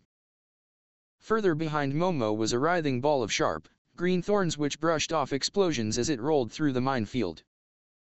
Itachi ran as hard as he could, ignoring the pain flaring through his limp arm which he held close to his chest to stop it flopping about as much as he could. He could hear the roar of the crowd in the stadium as he got closer. However, he couldn't close the gap between himself and Izuku, who re-entered the stadium to cheering, glitter and fireworks being launched to herald his arrival. Coming in first place, it's the name to remember. Midoriya Izuku. Itachi ran into the stadium, finishing in second place. Coming in behind him in rapid succession and in order of finishing were, Shoto, Katsuki, Momo, Ibara, the pink-haired student with lots of support gear, Tinya, and Fumikage. A head with a toothy grin popped out of the ground, which seemed to have liquefied around it, followed shortly by an entire body, and Okiko ran into the stadium just as the head appeared. He dropped to one knee, sweat pouring down his face as he fought to catch his breath as more and more students piled into the stadium. Hey, Yaoyorozu-kun, are you alright? Itachi looked up to see Okiko standing over him, big and brown eyes full of concern, her chest heaving as she fought to catch her own breath. Rosy cheeks and all, she waited patiently for Itachi to catch his breath. He felt like his lungs were on fire. He straightened up to his full height. I'm fine, Yurarika-san. Thank you for your concern.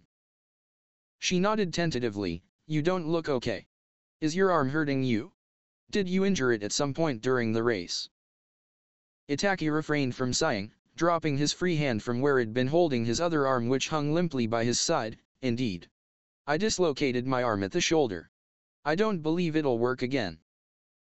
The poor girl had clearly never heard of a dislocation, because Okiko fully brought it and gasped, oh no, you need to go and see recovery girl.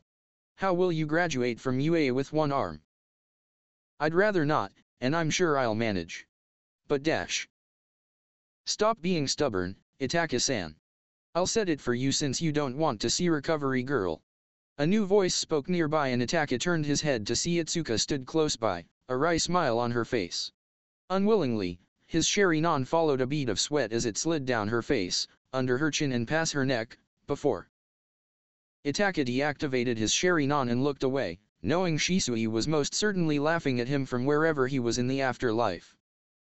Even in his previous life, Itachi had been no stranger to women, and he was sure he didn't see Itsuka as anything other than a good friend. So what was with the odd feeling in his gut whenever he saw her? You'll said it. Okako sounded confused, but Yaoyorozu-kun said it might not work again. Won't he need proper and professional medical attention? Itsuka chuckled, Kendo Itsuka. And anyone can set a dislocation if they know what they're doing. And the bit about it not working again, Itachi-san is just messing with you. Yurarika Okako. Okako replied, turning back to Itachi who she noticed was smirking at her. She pouted and at Itsuka's request, she stepped back and watched as Itachi grunted when his arm was shoved back into place, then he rotated his shoulder a couple of times to make sure there wasn't any problems. Thank you, Itsuka-san. She nodded back. All right, everyone, Midnight's voice carried through the chatter which quickly died down as she gestured to the massive screen. The first game of the first year stage is over, so let's check out the results.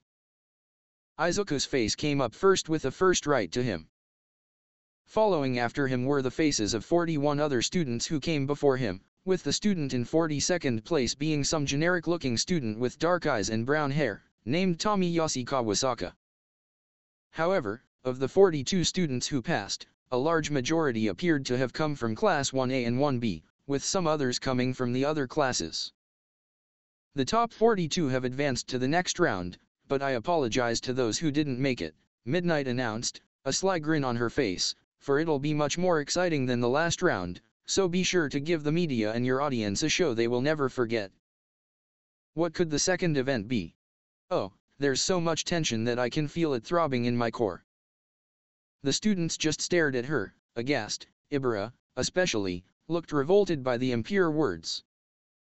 The audience was torn between being outraged for the kids and wolf whistling. The heroes in the crowd, with the exception of a few, just laughed and cheered Midnight on. Sexual connotations and innuendos her whole heroic theme, Itachi thought, mildly embarrassed as he caught Itsuka's face turning the same color as Eijiro's hair. Jiraiya-sama would have a field day with this woman. Midnight, please. Shota coughed. Now then, the next event is the cavalry event. Cavalry. Itachi thought as students began muttering amongst themselves, that implies there'll be two players working together. One is the horse and the other is the rider. This'll be interesting. ULL forming teams ranging from 2 to 4 people. In a full team, the other 3 will be the horse, while the remaining player is the rider. You'll be swiping headbands from other riders and on those bands will be the points you accumulated from the previous round, Midnight said. The 42nd player is worth 5 points, 41st is 10 and so on and so forth, but the first player is worth 10 million points. Izuku blanched as he felt 41 pairs of eyes fall upon him.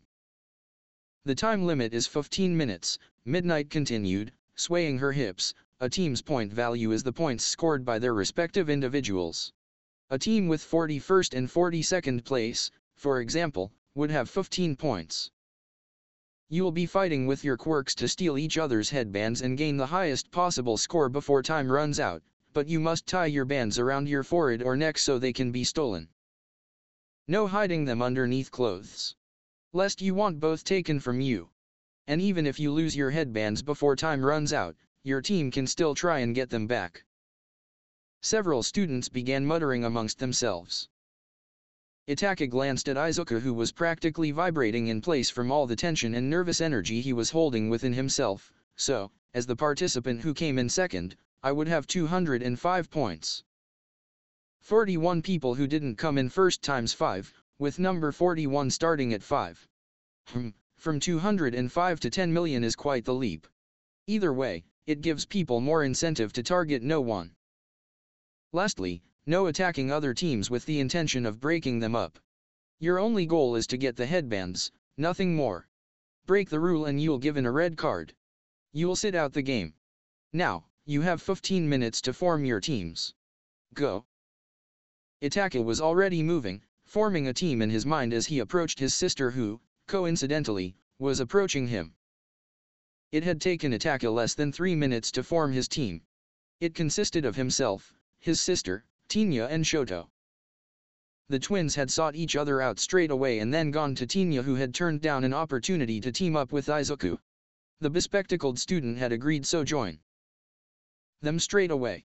Shoto had joined without much complaint, but had conceded the rider position to Itachi, convinced by the explanation that the Sharingan would provide him with hand-eye coordination far better than what he could ever possess and easily see through Tinya's high-speed movement capabilities. And not normally being one to display much emotion, besides an irritated scowl or an unnecessary display of emotion that would make Matogai proud, Tinya was grinning, seeming oddly excited about something. As part of the group, Itachi was in the rider position. Tinya was the front horse, giving him the best optimal use of engine. Shoto was his right horse, meaning Itachi had to support himself on his left arm, which meant it'd be almost impossible for the team to end up in a position that would force the heterochromatic boy to use his flames. Whether he wanted to or not, while Momo was his left horse. Their team also had a combined score of 770. It was in the last minute that Itachi noticed Shoto was distracted, glaring up at something or someone up in the crowd.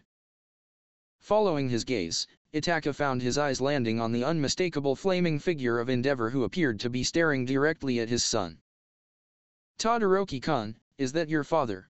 he inquired, even thought he already knew the answer. The temperature seemed to drop slightly as Shoto stiffened and looked away from the man. "Yes, that's him." Even with the distance between them, Itachi could feel Endeavor's gaze shift from Shoto to him.